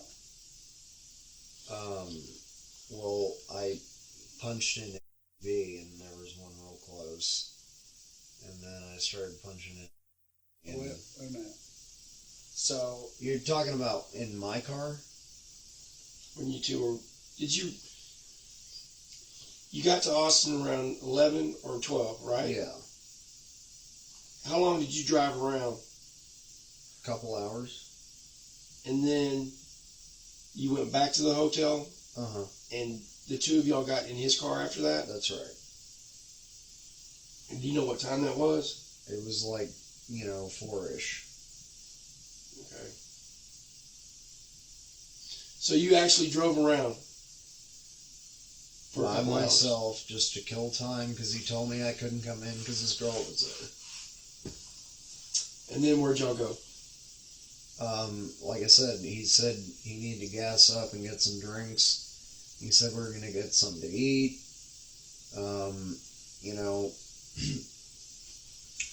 We gassed up, got some drinks, got some, food at the, or whatever, and just rambled through the neighborhoods. That's when that happened. And, we went back. He took a shower. No, wait a minute. I don't want to gloss over that's when that happened. I want you to tell that story, too. That part of the story. That's the most important part. Yeah, he rambled through the neighborhoods, and then right as he comes through the neighborhood, he tells me this story about the dealers, right? Okay. Well, he drives by a couple times, and then says something about the cars, and then parks. Like I drew here. So by then you knew what house he was talking about, right? Yeah. And then, he, got out, said he was going to go check it out or something like that, and took too long, so I came out, looked, see if I could see him. I called him, and, he answered, said just a second or something, so I went back to the car. It was a couple minutes more, and he was back with, the sack threw in it, and then we drove back to his place, which was empty at that point, and he took a shower, and I saw him putting his clothes in a bag, and gloves as well. I don't know about shoes. And what were you wearing? Pants and a long sleeve shirt. What kind of long sleeve shirt? Like a dress shirt or a t-shirt? Or? No, it was like it was like a long sleeve tee. Yeah. And what kind of shoes were you wearing? I want to say, I guess these. Okay. Yeah. What size are those? I don't know, 11 probably. What? Okay. Go ahead. Why? No, I was just wondering. Yeah. We never really got into what you were trying to talk about what he was wearing. Were you wearing a hat? No. Was he wearing a hat? He had on, like, one of those, like, balaclavas or whatever, but it wasn't on. Like, it was behind his head. Ski mask? Balaclava is like a ski mask. Yeah. Like a black ski mask. Yeah, except it was like one of those ones that's like two-piece. And he had it, but it's like a neck warmer and yeah, like you can pull it up and pull it over if you want to, but it was like down. Okay. Yeah. He wasn't wearing a ball cap? Well, he was wearing a ball cap in the car until he went out and he took it off. Okay. And he pulled his balaclava on. I didn't see him pull it off. Well, but it was on. Well, it was on the whole time. Right. Okay. And then, okay, go ahead and continue. Well, I mean, I already said, I mean, he went in and I got tired of waiting because he said he was just looking at something. I came out, called him, right? He answered, said just a minute, went back to the car, waited a few more minutes. He showed up at the sack, threw it at me. I'm like, what the fuck? He's just like, shut up, don't say anything. And we drove back, and I was just too tired to do anything. And I mean, I was scared, and, he was taking a threatening tone with everything he said about, keeping quiet. And, So your feeling after that was that you were tired? Well, exhausted would be more like it, because, I mean, not only was I tired, but, I mean, the event hit me as, like, more than tired. It's like, I need to process this day, you know what I mean? Are you sure about your timing? My timing of when you arrived there? Not exactly. I mean, it's a bit hazy. Okay, well, you're saying 4 a.m. is when you arrived there. I think so. Okay. Around and there. You weren't there earlier than that? No. I mean, you hadn't come by earlier? No. You hadn't gotten out, walked around earlier in the evening? Mm-mm. Okay. Did he tell you he'd been watching that house? He said he had some intel on it. What kind of intel? Well, he just said that somebody had told him that there were supposed to be certain cars there. What cars? Well, like I say, I don't remember the cars he was talking about. What other intel did he say he had? That was all he told me. It was like he was worried about how many people were in the house or something. Did he tell you that there was a camera on the house in the corner? No. Is there? Yeah.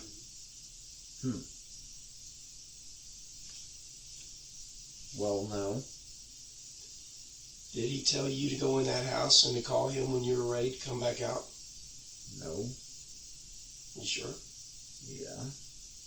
Because that's pretty easily verifiable right there. That's information that's not going to be hard for us to figure out. So that's why we bring it up.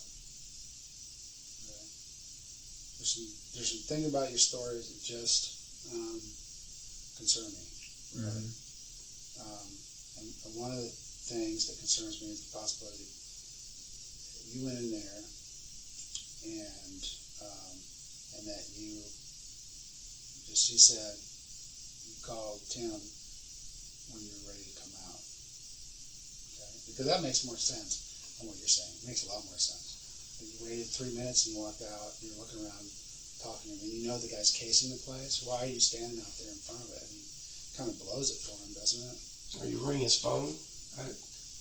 If I'm casing, sneaking up on a house, creeping up on the side of the house or whatever, and somebody rings my cell phone, I'm gonna kick the shit out of them because I didn't want to get caught. Well, I don't do this sort of thing. Yeah, but you're smart enough. You got a college degree. You're not dumb. Just tired of waiting, and I didn't know what he was doing. Shawn? What? Were you in the house and you called him and told him you were ready to come out? No. Why do you keep asking me that? Because that's what seems like the story leads to. Well, that's not what happened.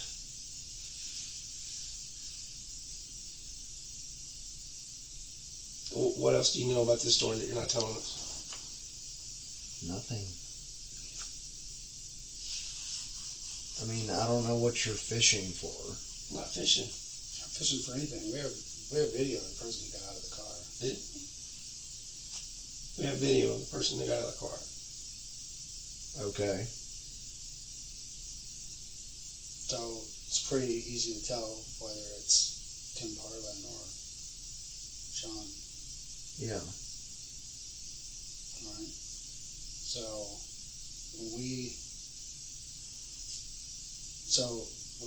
So you see why we're skeptical. We're skeptical about things that are going on. Okay. And there's things about your timing that are just not right. Okay. Because we know exactly what time that you got there. Okay. To the minute. Thanks to the camera. Okay. So when we say that stuff, I want you to understand we're not trying to BS you in any way. I'm going to make it really clear to you. This is all sorts of crap that we know that we're just not sharing with you until the right moment. Okay. So when you tell us stuff, it doesn't add up, then that's a problem. You know what I mean? That's a huge problem. So what we're faced with right now is a pretty, serious issue.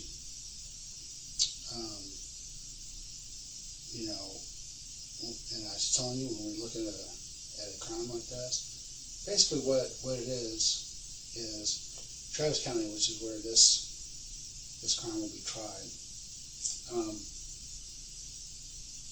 Jurors are pretty fair people. They're fair-minded people. Really, they want to hear three things. Okay? They want to hear the person takes responsibility for their actions, expresses remorse for their actions, and then indicates how they're not going to continue on in the same behavior. That's really the juries in Travis County. They're all looking for something they can latch onto that says, hey, let's spare this guy, let's give this guy a chance, and that's what they're looking for. Okay. What they don't like to see, what none of us like to see, decision makers, is when someone doesn't, take responsibility for their action, doesn't even express remorse for their action, lies about their actions. Those things all are things that weigh against them. Okay, things that weigh towards them is what we call mitigating things. Are things that that indicate that a person has done something as a result of they weren't in their right mind. Maybe they're under the control of somebody. Maybe they're scared of somebody that makes them want to do something. These are all kind of mitigating things, but with the time to say, no, that's not the way it happened, it's not now, okay? Because we're way past that. We're way past that. We're sitting in a room right now, we're given the opportunity to do one of two things, and that's either, bail yourself out or sink your own boat, And it really doesn't matter to us how it goes, because in the end we can prove what happened. We can prove it scientifically, and we can prove it through good evidence, facts. We can bring facts to what happened. So when we bring those facts and we present them, it's indisputable about what happened. Okay. The only thing that we can't ever figure out is why. That's the part of the equation that we can't figure out, because I can't insert why into the equation. All I can insert is facts, and the facts are pretty cold, when they're just laid out there on their own without explanation, without narration, without someone speaking up as to why this set of circumstances occurred.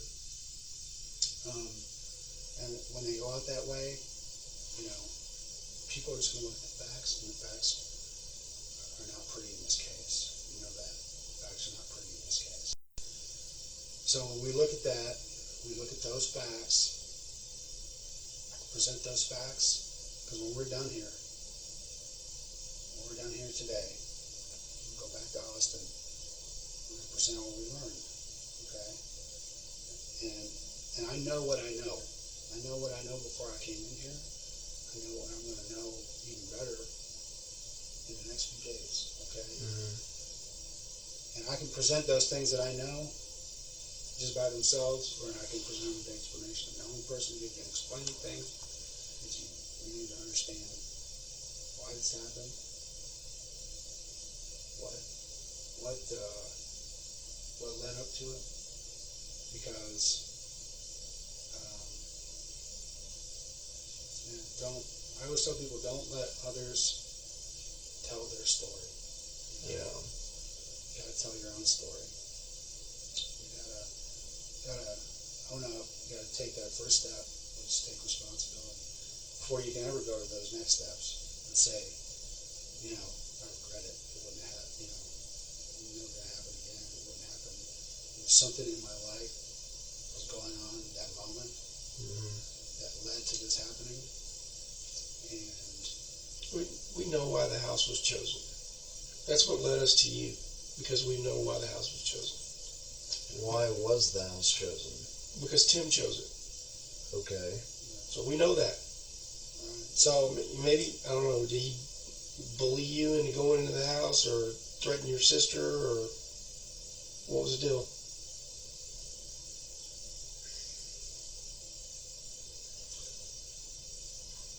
I mean, what are you saying? What we're saying is he went in the house. That's what we're saying. And we can prove that. Okay. So this is something that you're going to have to face up to. And it's the fact that you have to explain that. Okay. You have to explain what happened once you went inside the house. Okay. And why things happened the way that they did. Okay. Because you're the only one who can provide that explanation. You're the only one who can provide the context for why things occurred. Because if I just go in and the only thing I'm able to say is that you caused the death of Kathy Blair, and show people pictures of it, and show people, the scientific things behind it, that's cold, it's impersonal, it doesn't tell the story. It doesn't tell the story of why. It allows other people to make decisions on their own with regards to what they think about the person who would do something like that, and makes them think the worst. I mean, because that's all they have. Like I said, people are ready to latch onto something, to see the good in someone, but I will tell you right now that a person who is trying to show the good in someone is not a prosecutor, it's not juries and judges, and it's not me, okay? I can paint the picture of what happened, how it happened, who did it, when it happened, what it was done with, but the picture I can't paint is why the hell it happened. And so when I gotta go back and tell family members why did this happen, then I'd like to have that answer, to have that part of the puzzle to be able to tell people. I'd like to be able to tell your family why it happened. The fact is that it's already happened. So the only thing left now is to make it better the way you can make it better. I tell people do something all the time, right. Do something right. You can't change the past. As a family on this. There's nothing you can do about changing the past. All you can do is try to improve the future. Okay? All you can do is try to make things better. Okay? And make amends. You know, when I screw up and fight with my wife and say something that I regret, I can't undo the fact that I did that I hurt her feelings. Okay? What I can do is I can explain to her why I snapped at her. I can explain to her that I'm sorry, and I can tell her that it's not going to happen again. Because those are the things she wants to hear. Because she knows what I did. The only thing that gets me out of it is I explain why. You know, we're looking at something here that's on a pretty wide scale. Okay? Yeah. And you want to be on the bottom of that scale. And the only way you get on the bottom of that scale is to start getting people in your corner. Okay? And that starts right now. To try to get people to... Yeah, he was threatening my family, okay? Okay. I told you I was afraid of the guy. Right. Oh. You know, he said my jump was, you know, saying his name too much and he was going to kill her, and we're close, and I couldn't let that happen. But I didn't kill her. Okay, so what happened? Well, I mean, he told me to go in the house and get the stuff. I don't know when she got killed. I mean, like, she was asleep. Okay. I mean, I don't know if he came back or what. Okay. Like, look. So tell me this. Just walk me through it. So I would have never done this. I didn't want my little sister dead. I totally understand that. So walk me through this a little bit, okay? Walk me through. Where did you go into the house? He told me the back door was open. Okay. So you went in. Yeah, and I looked around and she was fast asleep. And so, I mean, like, he kept talking about, like, you know, offing her, and I was like, I'm not going to do that. And then I was like, I was talking about, like, maybe using ether or something to you know, anesthetize her, you know, so she wouldn't, and he's like, no, just offer her. I was like, I'm not going to do that. And so I snuck in, and she was fast asleep. And, yeah, I took her jewelry. Yeah, she had this big, tall jewelry box. I emptied it into a pillowcase. Okay. Right? And then, you know, took it back, gave it to him, and he said that was what I had to do. Okay? I mean...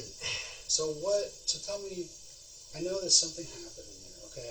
I know that was your intent, to get in there, to quietly get in and quietly get out.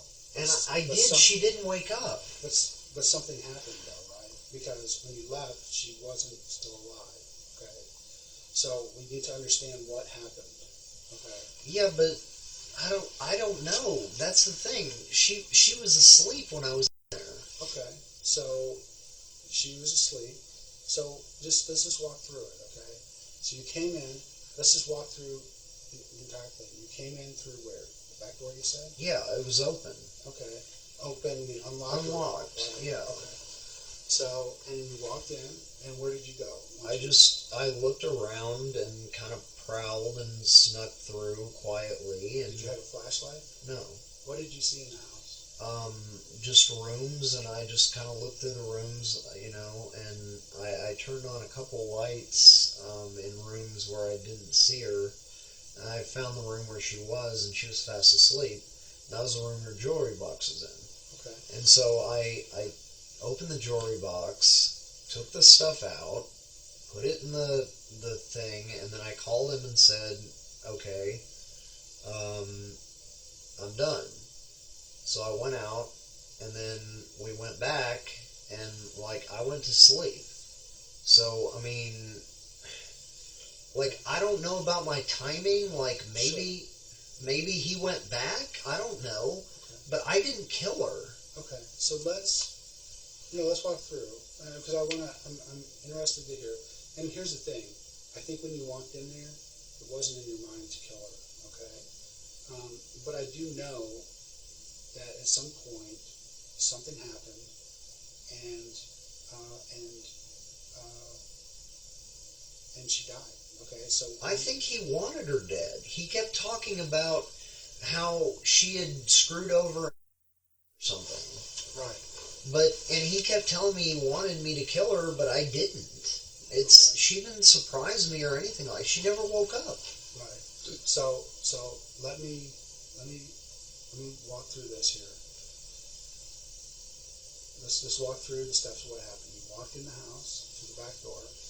You walked in. You turned on some lights. What did you see in the rooms when you turned on the lights? Just a couple computers and beds, and I turned them back off. Okay. And so tell me about then you. Okay. So then where did you go after you went in there? Well, I finally found the room where she was. Okay. And he told me that, I'd have to kill her because she would be wearing the jewelry. But I could see her hands, and there wasn't any jewelry on her hands. Okay. So I was like, I wasn't going to get it anyway. Right. I was just going to take the stuff from the jewelry box and say that I got the stuff off her hands, and I guess, I don't know, maybe later he figured out, that he didn't get everything that he wanted to get, and maybe he went back. I don't know. Well, let me just tell you this, because I know part of what you're saying is true, okay? But you're leaving out some important parts, okay? Because here's the thing. The things that you're describing that you did, we know were done after she died, okay? We know that because there was blood. And blood was transferred onto all those things you just described that you touched. It was transferred in the cooler box. It was transferred onto the light switches. It was transferred on that. So we know that you did those things after she died. Okay, so let's talk about what happened. Okay, we're there. We know. Yeah, but don't you think that somebody else could have come back and done that afterwards? It's not possible, and this is why. Because she was laying on the bed sleeping. She's not bleeding. Okay, and on all the things that you did afterwards, you touched those things. Okay, you touched those things with blood on your hands. Okay, so what I want to do is move away from this notion, okay, that someone else did it, because we know that that's not true, okay? We know that you did it, okay? We know that you caused her death. What we need to do is understand why. What was the reason that Tim told you that he wanted you to go in there, and her in particular? He just said that was it. What he wanted. Right.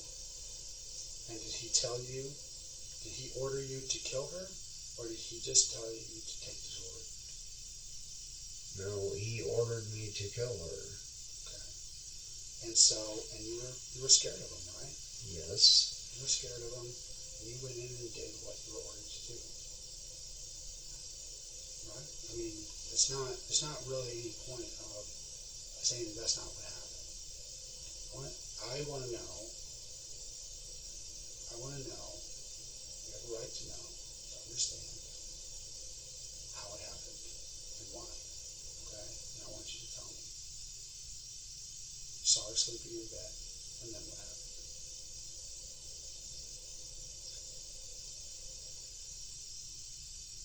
I know it's difficult. I don't want to say anymore. I know it's difficult, okay?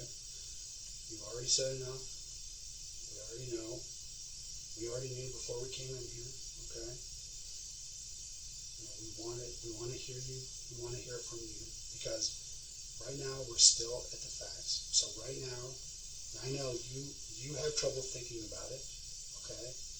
You have trouble thinking about it. And so if you're having trouble thinking about it, think about when other people are looking at it, it needs some explanation. You need to understand why. You need to take responsibility for what happened, show that you have remorse for what happened, and that you will not ever do it again. Okay? That's what people need to hear. That's what we need to hear. So when you saw her there, listen, you've already said enough. In answer to your question, it's not possible, okay, that another person came in and did it. It is not possible that another person came in and did it. You were there. You saw her sleeping. Something happened. Yeah, but something happened. What happened? If somebody came in and killed her and transferred blood onto the jewelry box and that person is you. Okay, yeah. So why are you saying that person is me? Okay, listen, Shawn. At this point,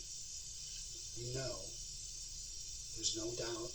Our investigation has already clearly shown this. All right, that you caused her death. All right. Based on what? Based on everything within our investigation. Which is what? Including, we're not going to go into all that. You know what happened, okay? I know what happened, all right? What we are offering you the opportunity to do is to explain why, okay? To explain why before other people have to make decisions about what to do with you, okay? That's the opportunity we're giving you, and I would highly suggest that you take it. So why do you refuse to tell me how you swear you know? Well, let's just talk about one thing, and we just talked about this. That blood was transferred by you onto those items. Did we not tell you that there's cameras? Okay, that's why we knew exactly what time this happened. We know exactly where it happened. Okay, so we know that same camera that tells us that you were the one who went down the street also tells us that someone else didn't come along and kill her after you left. Okay? So that's... Could they not have come from a different angle? No. Listen, right now, you need to understand that people have to understand why this happened. They have to understand, because in a little while, at some point, people are going to be making a decision. That decision is what the consequences are for what happened, okay? And there's no question at all, there is no doubt, and I'm just telling you, this is my professional opinion, and I've been doing this a long time. My professional opinion is that there's no doubt that you are the person who caused her death. Okay? There's no doubt. And right now, what we need to do is we need to provide people who are going to make those decisions with the ability to decide a just response. So, one thing that we're understanding and you're telling us is that you're scared of Tim. That's one of the reasons. Okay? That's a reason. Well, that's the I'm not so scared of Tim as I'm scared of him hurting my sister or my nephew. I understand. I mean, I'm so close to my sister, I don't know what I'd do if she died. I know. But your sister, I visited with her yesterday, okay? I'm gonna, at some point meet with her again. Yeah. And she's gonna ask me why this happened, okay? And I need to explain a reason why. And on top of that, Kathy Blair's family is gonna ask me why this happened. And I need to know why, okay? I need to explain. Just like you have a sister, okay, that you have responsibilities to, I have responsibility to the family of Kathy Blair. Her son is a naval officer, okay? And he wants to know what happened to his mother and why, okay? And we discussed already discussed already, that the first thing that needs to be done is you need to take responsibility, okay? Before you can get to, I'm remorseful, before you can get to, I'll never do it again. It's a 3-step program. It starts with the first step. The first step is accepting responsibility for what happened, okay? So, I know that you were scared for your sister, okay? I know that Tim made you go in, okay? Now you need to tell me what happened, all of it, what happened inside the house, okay? Because I will happily and gladly go in front of the jury or anyone else who's making a decision in the case. Now I'm showing pictures of what happened, okay? I can tell them that way, or you can tell them your way. But they're going to know about it. So there's no doubt about what happened. There's no doubt about who did it. The only question is, why? And we need to know, okay? Shawn, we spent a lot of time together, and I don't think you're a bad guy. I mean, we have been sitting here, and I'm thinking to myself, this is a guy who's a decent guy. So I can't reconcile that, with what I know about the case. You have to explain it. People are going to paint you as a monster. You have to explain it.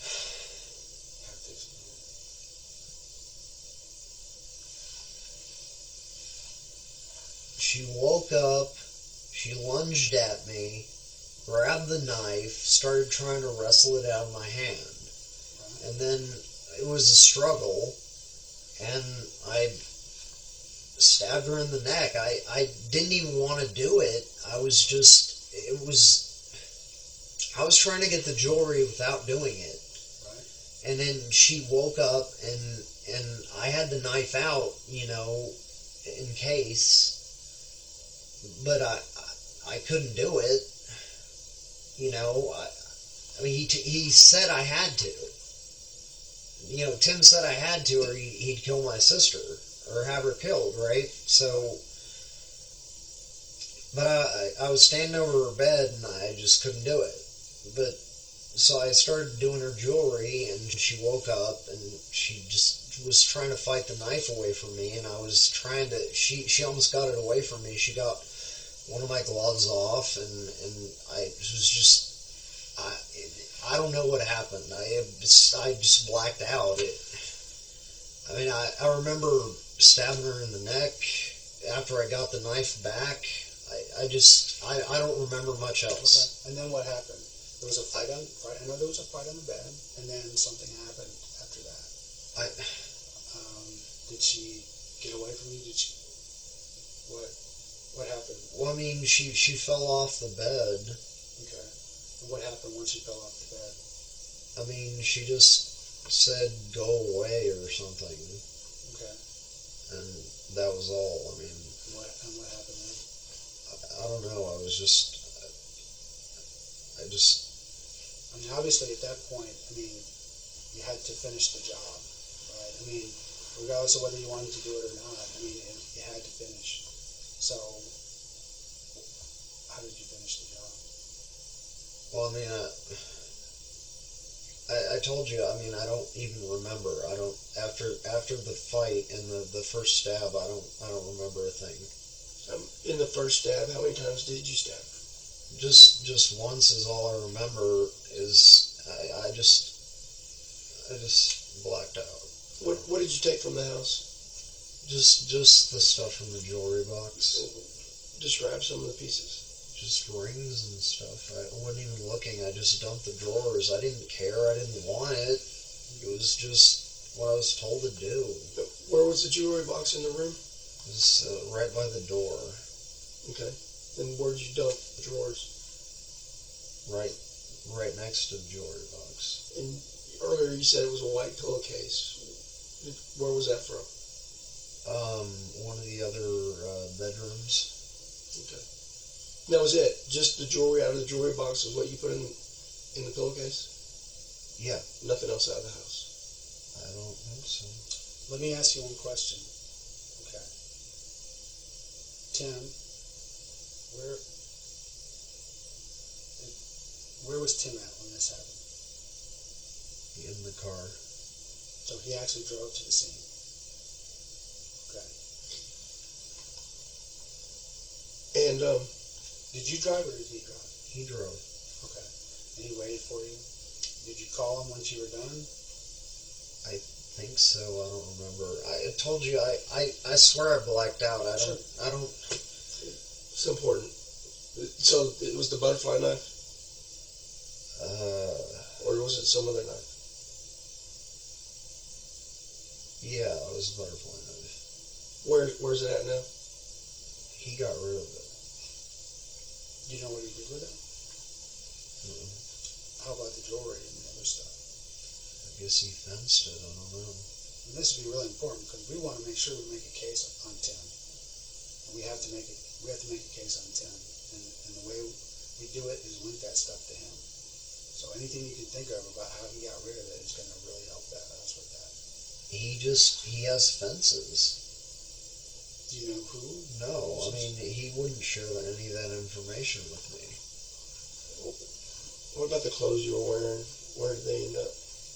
He bagged them up and got rid of them. Where did he get rid of them? I don't know. He did it himself. Think he still has them? Maybe. I mean, what about the shoes you were wearing? We got rid of those too. What kind of shoes were you wearing? It was like shoes. And whose shoes were those? Were those yours? They were mine. They were like waiter shoes. And where did you get them from? Like when I was working at... Okay. Did you buy them through the company or did you buy them directly from shoes? How did that?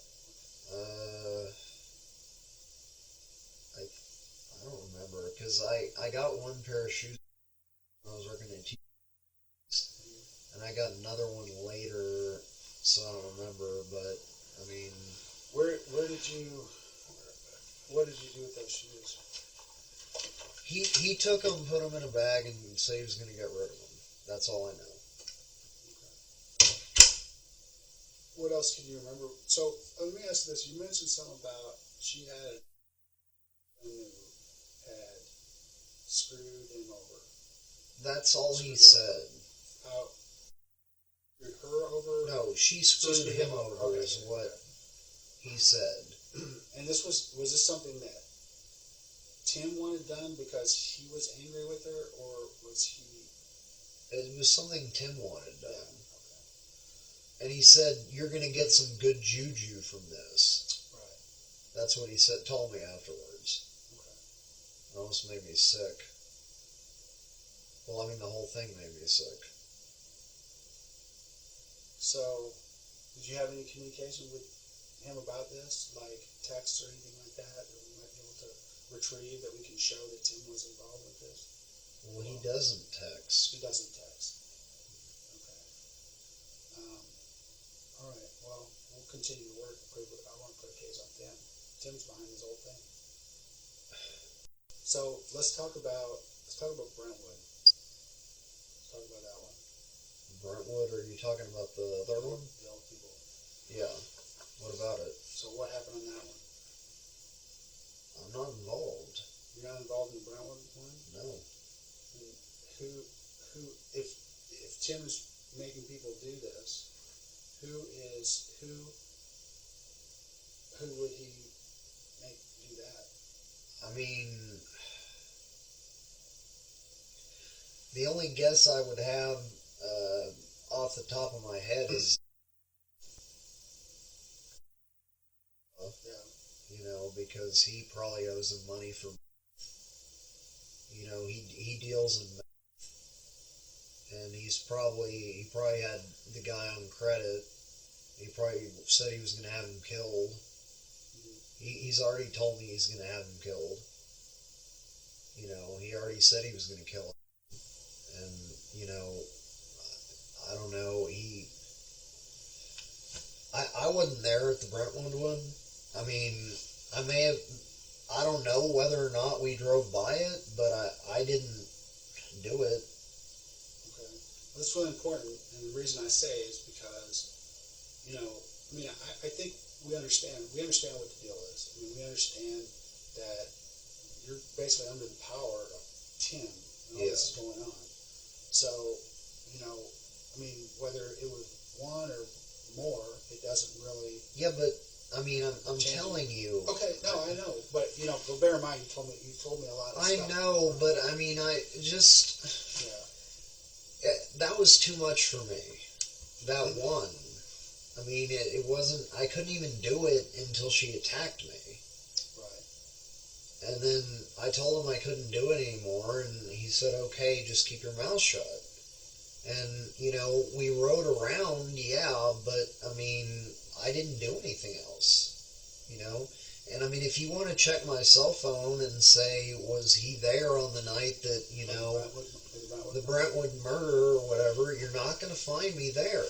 I'm telling you, I was at my hotel room trying to chill out. And what do you know about that murder? I don't know anything about it except that he told me about it. He said his girl picked it up on Facebook and wanted to go to the funeral. He didn't even act like he did it. He was just acting like it was news. But he said the heat was on because of it. He said that there were a bunch of cops everywhere because of it. That was why he told me about it. Okay. All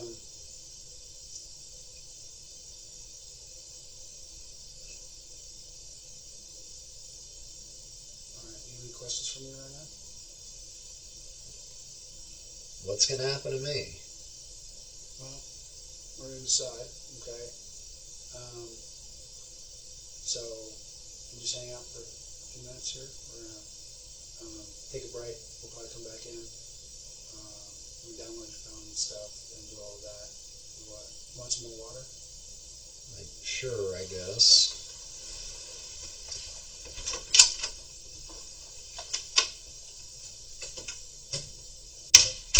All right. So this is what we're going to do. So what we're going to need to do for right now is we're going to place you under arrest for capital murder, okay, based on the information you provided us, okay.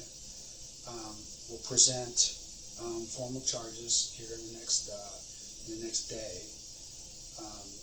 but we,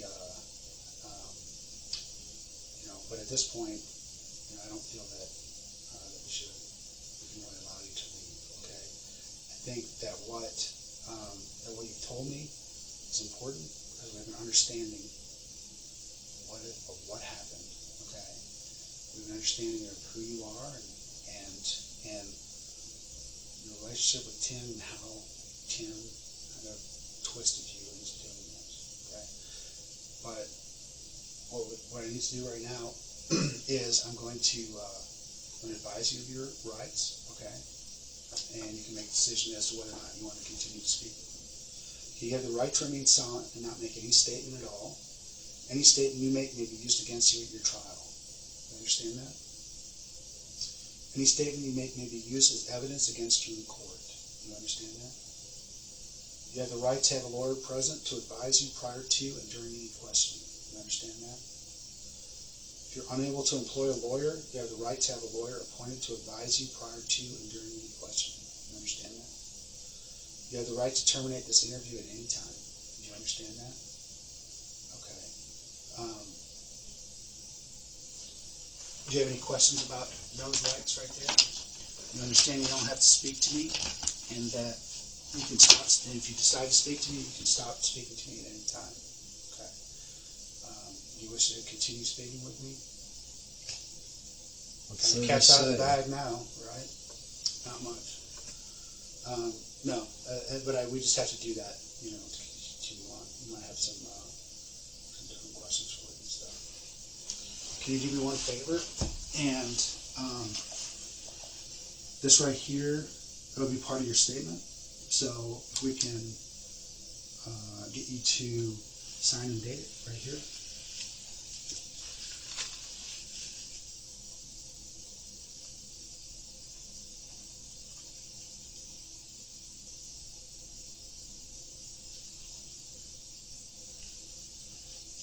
date is it? It is right now the 10th.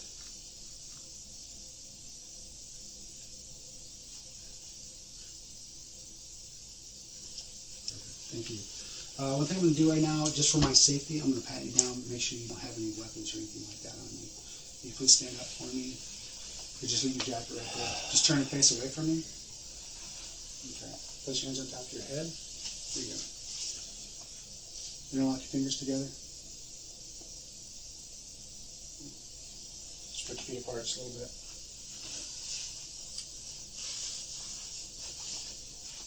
I'm just going to remove that items from your pocket real fast.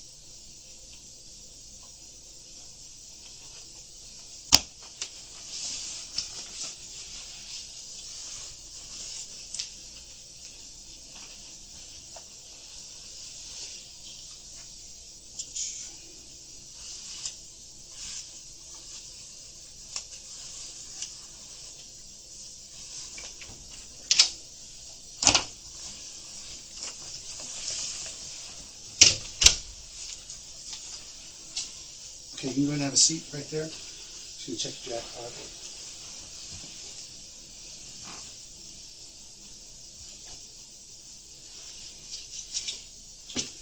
Do you have any items that were taken from Kathy Blair's house?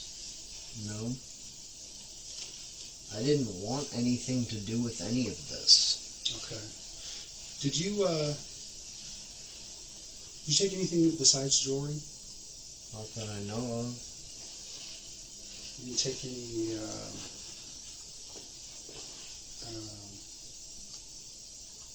credit cards, purses, identification?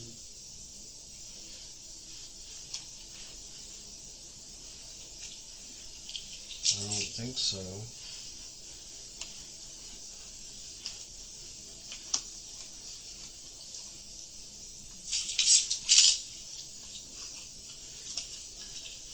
It's all hazy. What's that? It's all hazy.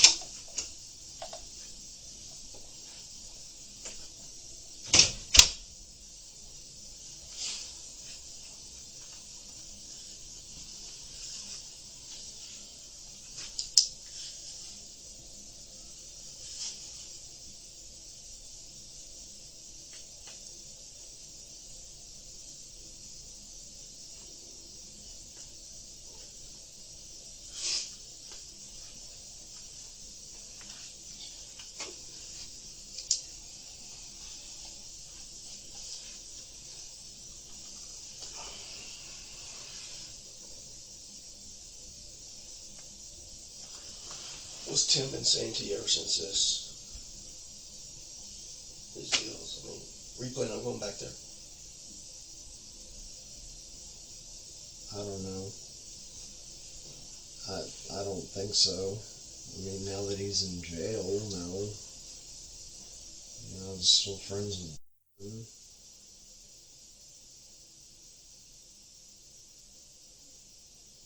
And I don't want anything to do with this stuff. What? So you said that she said something about she did something to or something? That's what he said. Did he know? I guess. What did he say she did to him? Something about...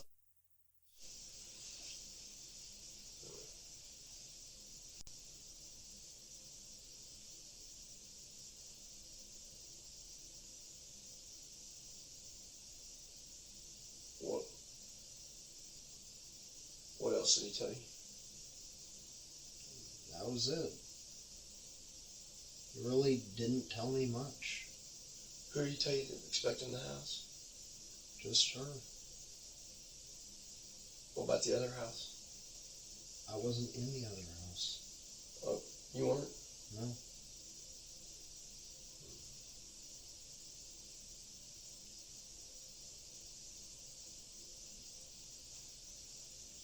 Who went in that one, do you know?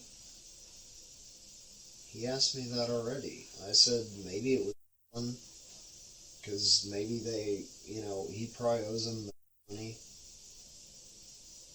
You know, he's a bad. He's been buying credit and shit from him. I mean, you're not going to find my phone around there.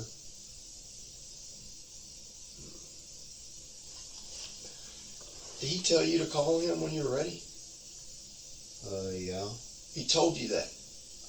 Or you did it on your own? I think he told me that. It's going to be important. It's going to be important to know. How's that important? It's going to be important to know that he's the one that gave you that instruction or not.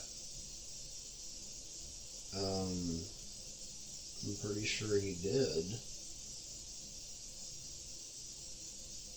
So what was the plan then?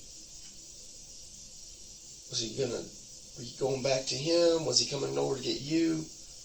I was just supposed to walk to him. Then why call him? I don't know. I guess I don't remember. I really don't. I believe you. But sometimes when you're asked to remember, if you actually think about it, sometimes then you do remember. That's why I'm asking you. I don't.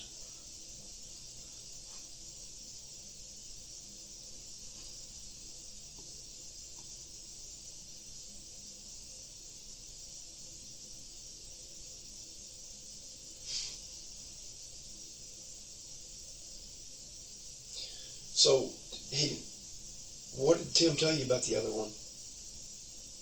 He just mentioned it like it was a news story.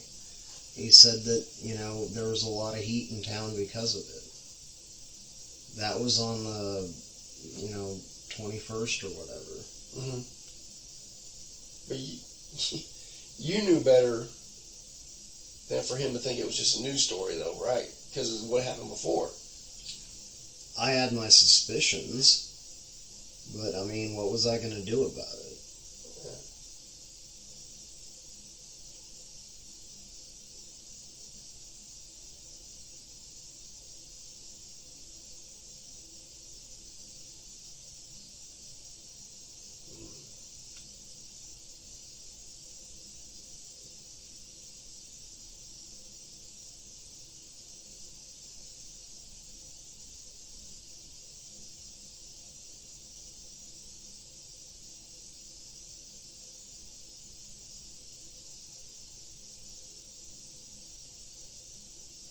Any chance that this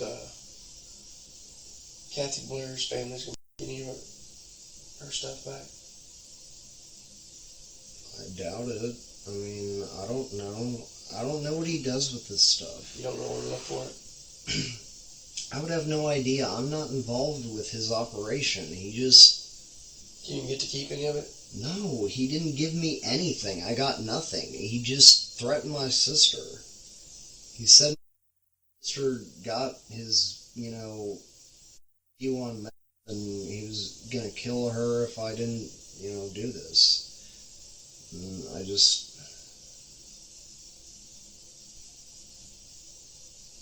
I didn't get anything. I don't have anything of hers. I don't know where it is. I don't know how he does his thing. Mm-hmm. You're going to have to ask him where he fenced it. You don't remember him mentioning any names? Uh-uh. I'm sorry, I'm sure.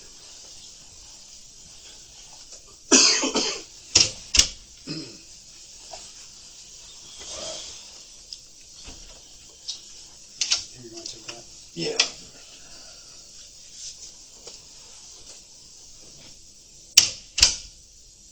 Well, I thank you for being honest with me about what happened. It does mean, it seems odd, but it does mean a lot to me that you were. I think it says a lot about you that you take responsibility. Well, I don't... Wish this all had never happened. I wish I'd never met these people, so that I was just trying to help my sister. Right. I couldn't let him kill her. I completely understand. I mean, I believe you. I mean, I think that we would all do anything to protect our family. And that's what you were doing.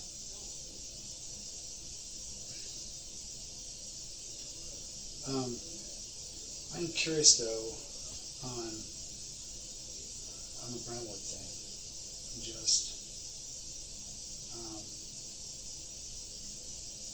And I know it's one of Parlin's things, you know. Yeah. Just like this one. I'm sure it is, but I wasn't involved. Would you tell me if you were? I would at this point. What's the difference? Yeah, it really doesn't make much difference. The only thing that maybe make a difference is if if you were involved with it, and then, we're not saying that, then, again, it looks kind of bad. That's our main thing. I mean, and I realize that, you don't want to, say, oh, this is, you don't want to look bad, it's embarrassing. But we understand the situation. We understand what it is with Parlin, this guy's been a con man since '93. That's what I was telling you. It's like, that's what he does. He gets people to do his dirty work, so he doesn't have to do it. And I really want to make sure that he pays for it. That he pays the price. What happened? I realize, there's going to be consequences. You have to take responsibility. But he is the guy that I think, he's the mastermind. The whole thing, he's a bully, thinks he's some sort of mafia don, and he's just disgusting, toothless guy. You know what I mean? And, so to me it's really important to make sure, because I think, I think the thing that really gets him is that he's not just doing this one time. We see it over and over and over. He's not just doing it one time, even with you. If he is getting you to do this stuff, and because this is the thing, what he's doing is basically just, and I've seen this lots of times before, where somebody comes in and gets somebody else to do their stuff, and then leaves them fluttering. Here I got a guy who's got a history of getting other people to do his dirty work, and then him not paying the price for it. So I want to make sure that he pays the price for the stuff that he did. So I need to know about all of the stuff that he did. Okay? And I know that he was involved with Brentwood. Okay? And so, and I know that, and this is an investigation that's not as far along as this investigation that we're doing with Kathy Blair. But I know it's all going to come out in the end the same way. I'm going to know exactly who did it and how it happened. So what I believe is that you did it, just like this case, under pressure from Tim to force you to continue doing this that he is trying to get you to do, So, and I realize, again, this is stuff that's embarrassing for you,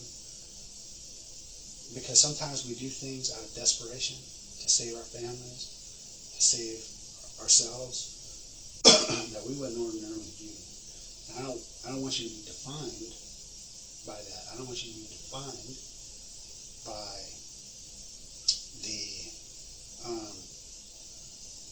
by something you did at a moment of weakness, as opposed to, I get the deal. I understand what it is. I don't think you're a cold and calculating, person who's trying to, harm people. What you are is you're somebody who's under the spell of a guy who's like a Charles Manson, guy who is just one part like personality, persuasiveness, and 10 parts bully. He's more of a bully, than Charles Manson. Charles Manson's more of a, charismatic. Charismatic. And I think that Parlin has charisma in his own way because he's a big talker, a big BSer. But he doesn't, but he's more just a bully. He uses threats, he resorts to that. So I need to know what happened on Brentwood. I need to know what it is that happened. Because I know, one of the things I know in both scenes, and I saw it immediately when I went there, is it was done by the same person, So so that's why, what makes you think that? Well, there's a lot of different things, and a lot of it, goes into, just experience and stuff, but in terms of how the methods were done, the methods of how it were done, or how it was done, things that were taken, the things that, the people that were done or not done inside the house, just things like that, with years of experience you can look at. And also, inescapably, they're both linked to Tim Parlin. So that's really, a huge thing right there. But as, I continue to perfect that case, I'll be able to show for sure. But I think this is something right now I want to put on Parlin really bad. I really want to nail this guy. I want to show that he is a guy who's not just one time, one-off deal, but it's just repeatedly, for whatever reasons, is making me do this. I don't know what his motivation is for this, but I think it's really important that we understand it. That I understand it, so I can do what needs to be done. So I can make sure that I put a case on him, because he's an evil person. An evil person. So, with Brentwood things, it's a little more complicated. I think, in those cases, this is something that really needs some explanation. I think we really need to understand why it is this happened. What it is that Parlin told you. I want to know why Parlin chose these people. What is it that he decided was... I don't know, and I'm done talking. So, you don't want to continue to talk? If you enjoyed this video, please subscribe, give this video a thumbs up, and press the notification bell. Additionally, you can view our playlists and most recent videos. Thank you for watching.